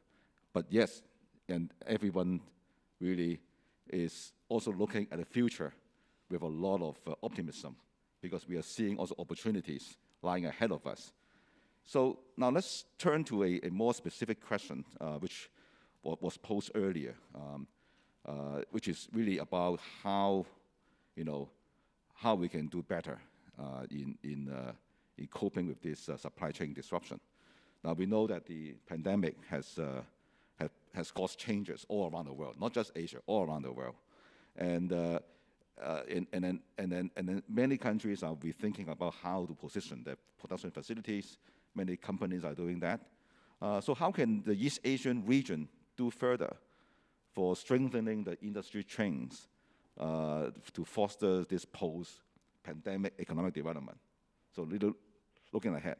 Now I want to ask this question to both of you, Secretary Yao and also Mr. Amarapa. But first, let me hear from Secretary Yao. Well, maybe I try to give an answer to this question. It is a quite dynamic question.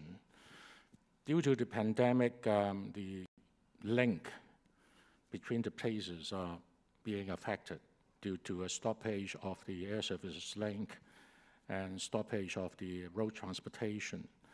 But with the pandemic situation is now much more under control and relaxation of the quarantine requirement, we are seeing the resumption of air services between the places and mounting up, and we are seeing people coming over and people going away. The most important thing is we have to reestablish the air services link between Hong Kong and the ASEAN country to mount the number of flights necessary. That has been discussed and liaised with the operators, and we will try to see how to facilitate their resumption of their operation. On the other front is the cross-border cargo transportation, which is being affected due to the quarantine requirement.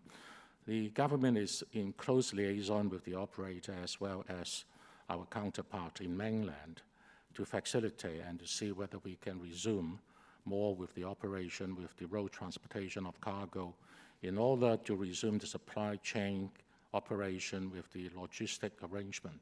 So it is not an easy and simple question, a simple answer to give, because that would involve a lot of arrangement and organization.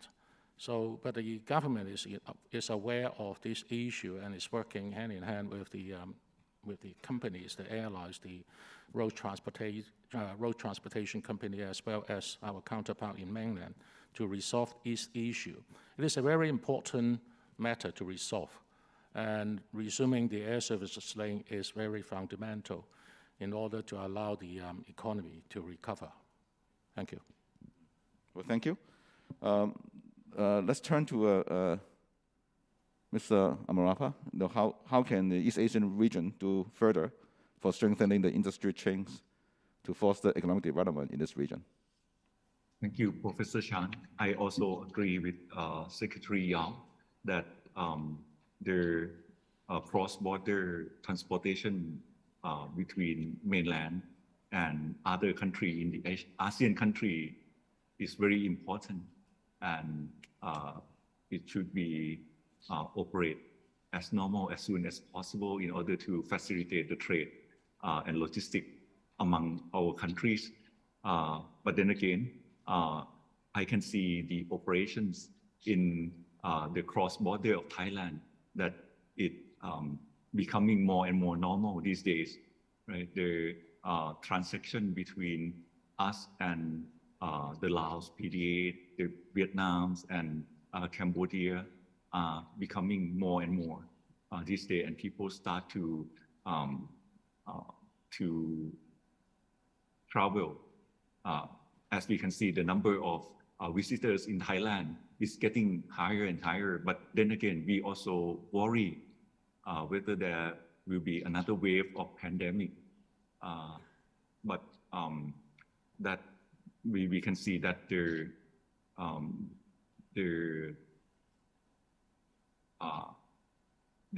results of this wave is a lot less than before.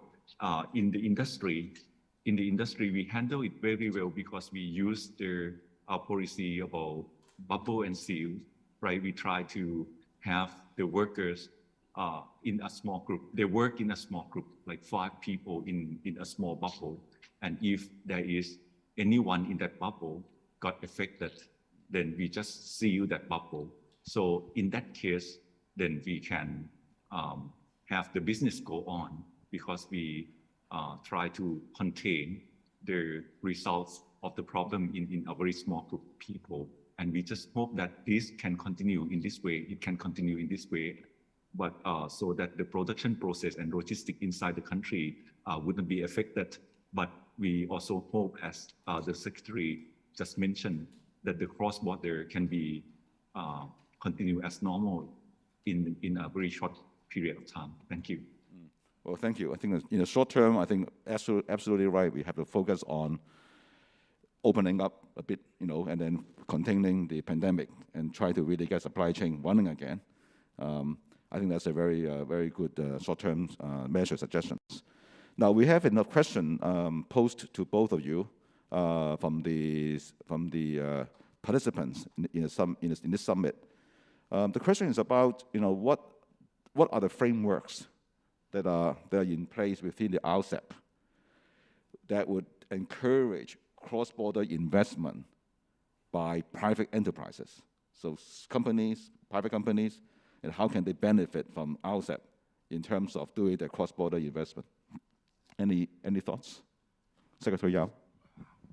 For Hong Kong, we have our investment promotion agency, Invest Hong Kong, having all these organization arrangement to encourage investment through Hong Kong into the Greater Bay Area as well. So as I mentioned earlier, they have formed a liaison group, Greater Bay Area liaison group, in promoting the investment into Hong Kong, and also setting up the necessary office and administration assistance for business investing into Hong Kong and through Hong Kong into the Greater Bay Area. And there are many joint functions with TDC, Invest Hong Kong, and also TID as well in promoting investment through Hong Kong into mainland area, especially the Greater Bay Area. So that is the framework and the arrangement that we can, our foreign investment can rely on Invest Hong Kong.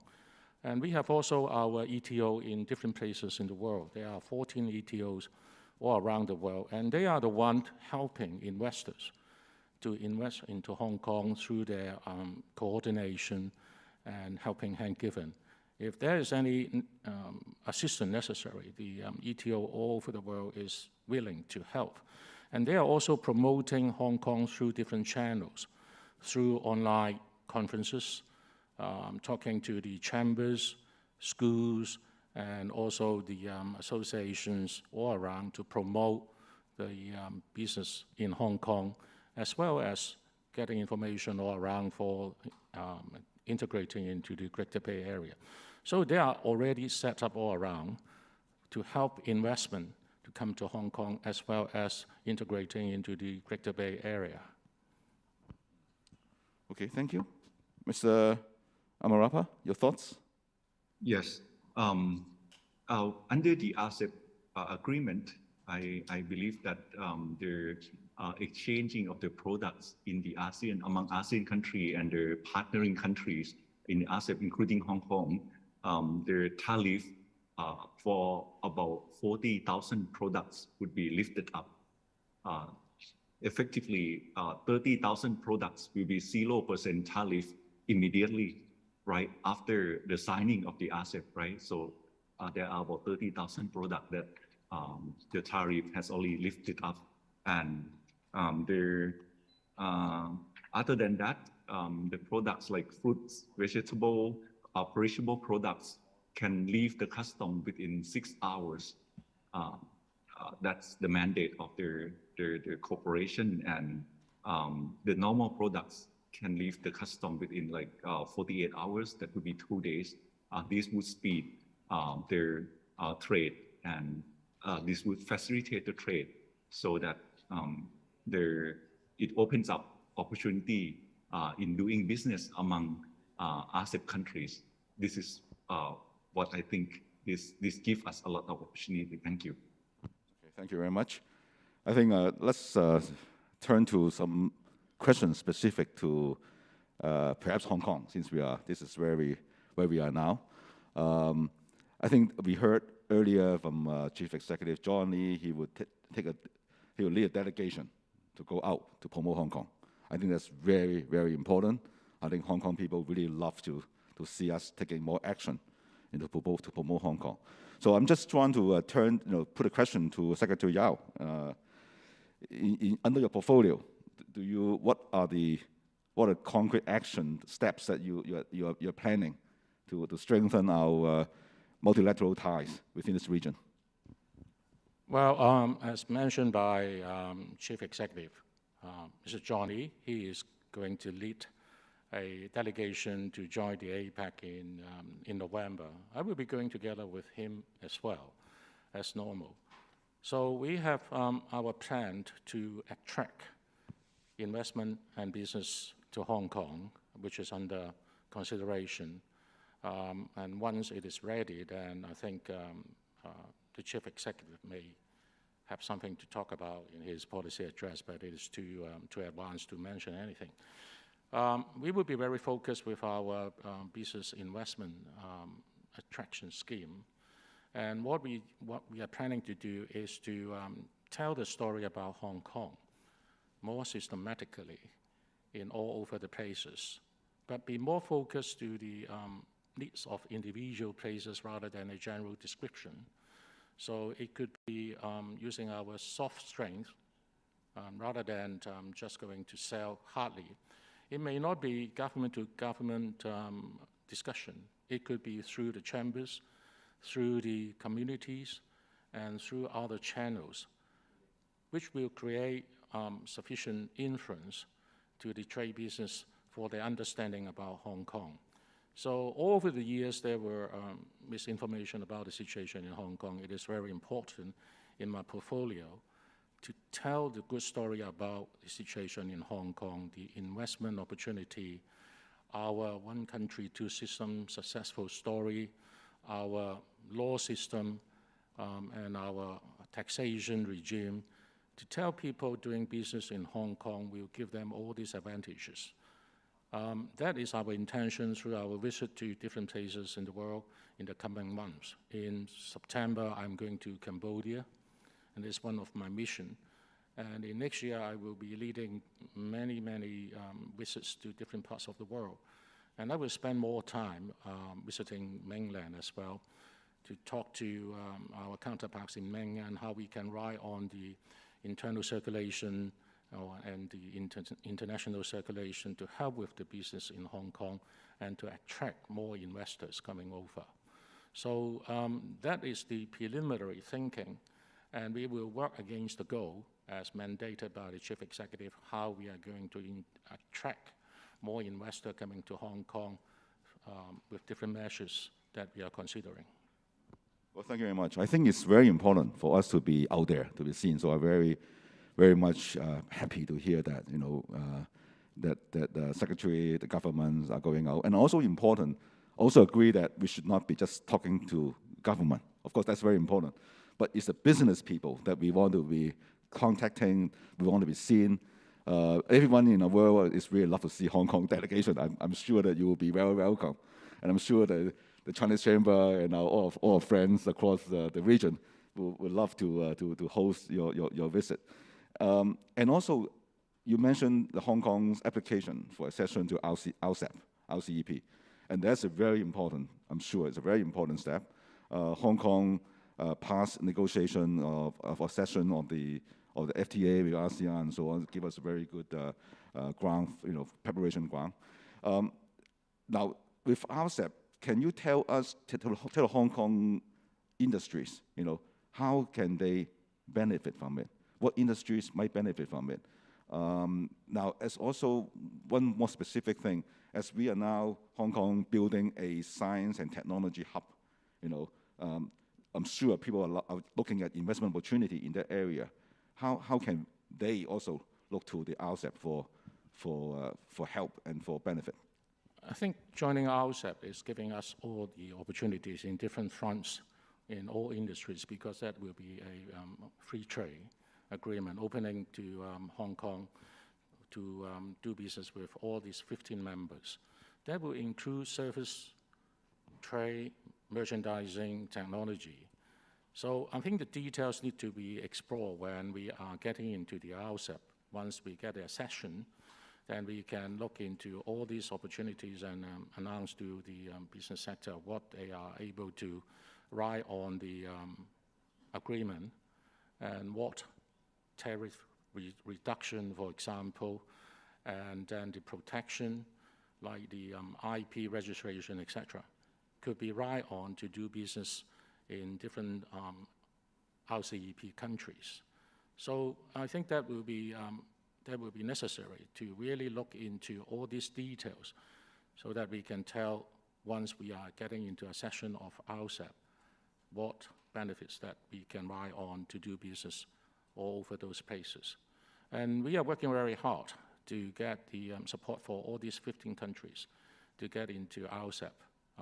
So it will take a bit of time for them to consider our application, starting from our application in January last year. It will take about 18 months' time. The earliest will be by July next year, probably, but it may take a little bit longer. Yep. Thank you. Turning to Thailand, Dr. Amarapa, thank you for your excellent presentation of your industry park. I think for the Hong Kong as well as other regions, investors, they might be interested to hear more about any specific incentives that you might provide to foreign investors. You may have covered that. Can you earlier in your presentation? Can you elaborate and build on this point? What kind of foreign incentives maybe Hong Kong companies can expect to get going in? Yes, thank you. If, for example, if the investor would like to invest in a piece of land in the industrial estate, in some industrial estates, we are authorized to sell that piece of land to the investors, meaning that the investor can have a right to own the piece of land in Thailand. It's not rented anymore. And also you can, you have the right to transfer certain amount of money, which is quite a lot, but in detail we have to discuss in and out of the country, the investment, investment financial transfer, that is another advantage. And also the right to import the skilled labor from other countries, foreign skilled laborers, that would be up to about, I believe, like 300 people, 300 staff that you can import and stay in Thailand. And if you would like to know more in detail, I would like to, I mean, we have the brochure and everything, information for the investors. Thank you. Okay, well, thank you. I think that's very, very attractive in my view. Now, I think in your speech earlier, you also mentioned the Greater Bay Area. Okay, how do you see the cooperation between Thailand, Greater Bay Area, as well as Hong Kong companies, working in both the Greater Bay Area and Thailand? How do you see that the opportunities and prospects there? In order to continue from Secretary Yao's mention about the Rcep agreement, the Rcep agreement contains many areas of cooperation, services, products, manufacturing, for example, like construction service, entertainment, healthcare, trades, and logistics. So all of these many areas can be further discussed. And I mean, their investment from Greater Bay Area, we are welcome to come to Thailand, and in many industries. So we would like to invite you also Secretary Yao said, okay, you may visit some of the ASEAN countries. So I would like to take this opportunity to invite Secretary Yao, if you can give us some opportunity, I would like to invite you to come to Thailand, and we would be very happy to welcome you here. Thank you. You said yes. Thank you very much. I'd love to go to Thailand because I worked there in my old days. Certainly, I will come to Thailand in November, joining the APEC meeting. So, yes. There will be good opportunities for us to sit together, have a good chat. Thank you. Yes. Well, Thank you very much. And also all the investors as well. Thank you. Yes. We also would love to see you and your investors in Hong Kong and the Greater Bay Area. Yes. You also take a lead. That would be good if a delegation can be arranged to pay a visit to Hong Kong and then go to the Greater Bay Area to explore the opportunities. Seeing is believing. Yes. That's what I always try to say. So you are welcome and you are invited to join me to pay a visit to Greater Bay Area when there's an opportune time. I'll try to assemble the potential investor from Thailand and be sure to visit the Greater Bay Area as well. Thank you. Lovely, lovely. Now we have some questions from the floor. So I think the answer is no, but I still want to put a question to Secretary Yao. The question is: any subsidy from Hong Kong government to support company in ASEAN countries? Any funds they can apply to grow our business in ASEAN countries? Well, that's a very difficult question. Well, I mean, Hong Kong is adopting a laissez-faire policy. So I think that's something at this point I don't have a definite answer about how we are going to attract investment into Hong Kong. So give us some time for consideration, the road ahead. But for the time being, I don't think the government is providing any subsidies to anybody doing business in Hong Kong. But whether there will be review at a later time, I will pass the question to our chief executive. So you think about it, okay?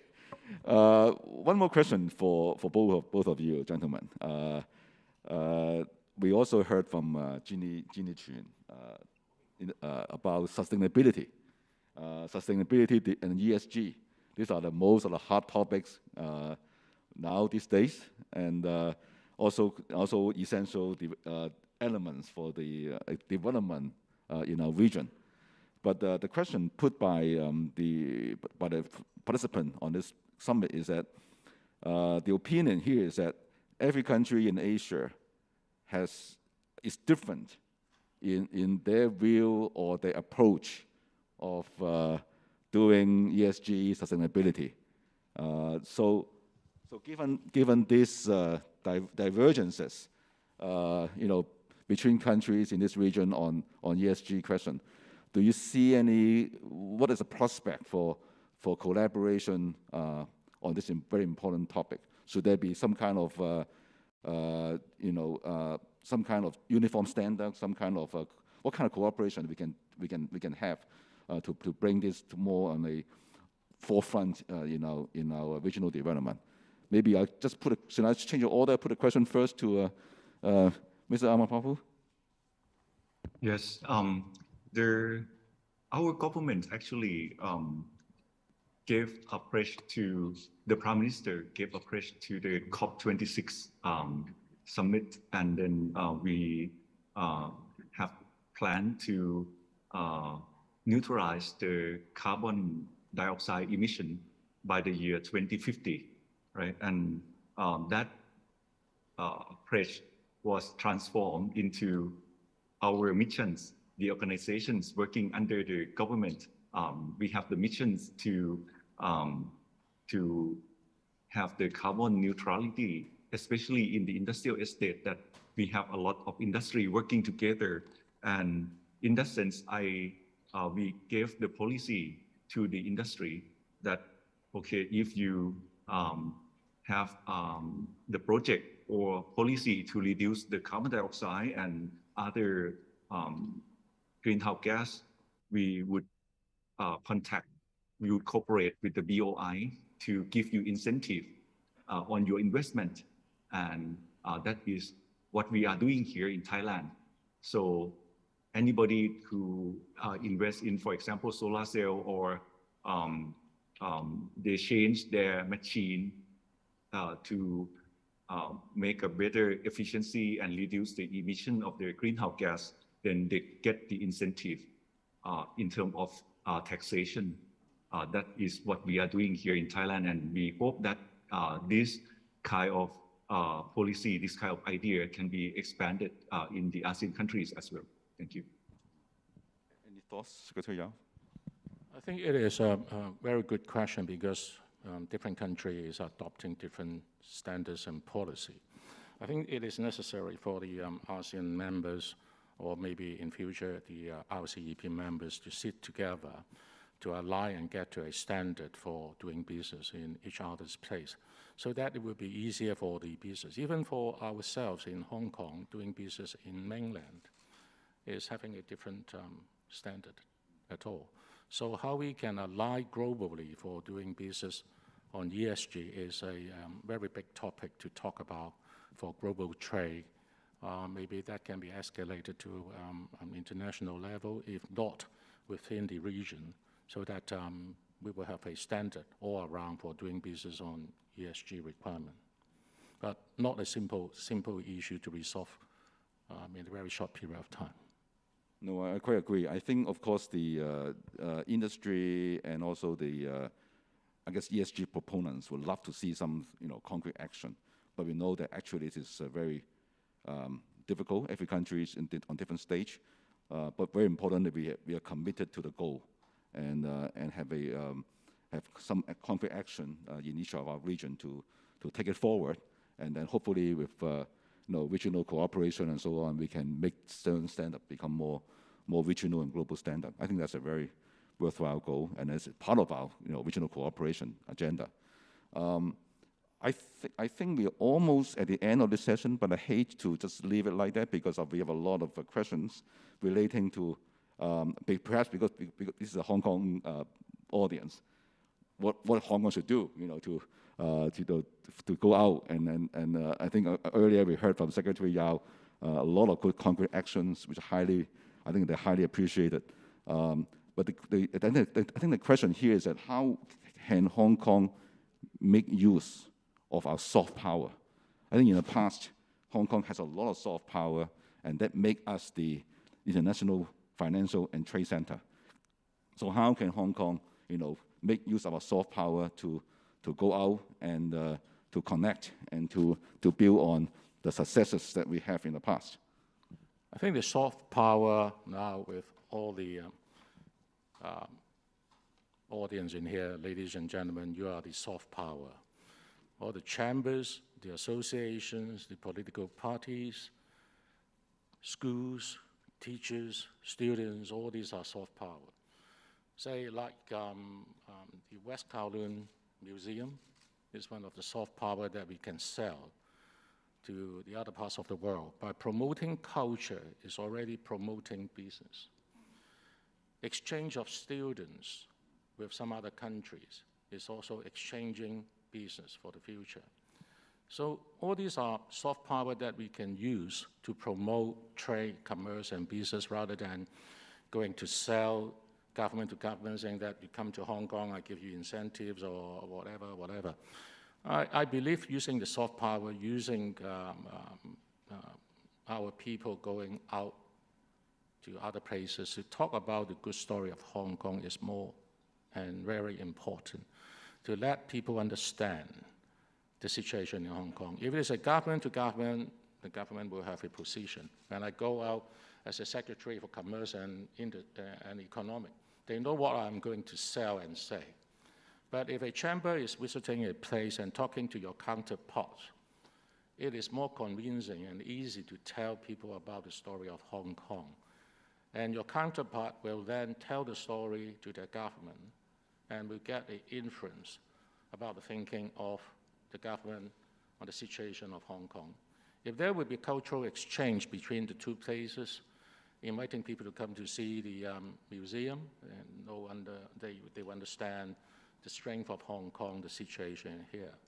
The exchange of students will allow the students of other countries to understand the situation in Hong Kong. And if they will stay in Hong Kong for internship for a couple of months, when they go back to their country, they will tell the good story. That is what I'm thinking about. Of course, the government will do our part to lobby and to talk to government regarding the Hong Kong situation.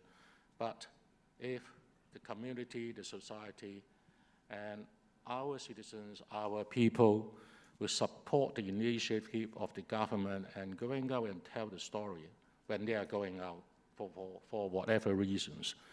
That is the soft strength I'm talking about. And this strength is tremendous and much more powerful because it will penetrate into every layer, every industry. And it is not just straightforward, a simple telling story strategy. That's what I'm thinking. Thank you. Very much agree with that. I think this topic, this session this morning, we talk about the regional cooperation in the new normal. And I think we have benefited from all the great insights from ministers and leaders around the region on this. I think I'm very happy that this end of very, very important note.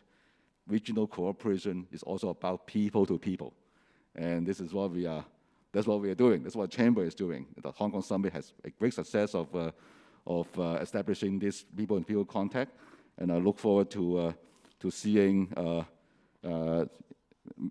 Thailand coming to Hong Kong and Greater Bay Area. So with that, let's end on a very high note. Thank you very much, Secretary Yao and Ms. Amarapa for your excellent insights and your time in participating in this summit. Thank you very much. Thank you very much. 好，非常谢谢陈家强先生的精彩主持，另外也谢谢邱运华先生，还有我们在线上的另外6位来自亚太不同国家和地区经贸官员关于促进区域经贸合作的一个精彩讨论。陈先生这个总结得非常好 ，Great cooperation actually is at the end of the day is about people to people。好，再次热烈掌声，谢谢各位的精彩讨论，请您就座。And with that concludes this morning's session, and I hope you enjoy the session as much as I do, and I found the topics and discussion informative and insightful. 那么今天上午的演讲环节和讨论就到此告一个段落。在今天下午2点15分，我们还会有第2场专题论坛，聚焦的是产业创新如何推动区域深度合作。那么线上参加者可以提前5分钟登入直播网站继续收看。Well, the morning session has come to the end, and for those who are joining the lunch, please take note that lunch venue code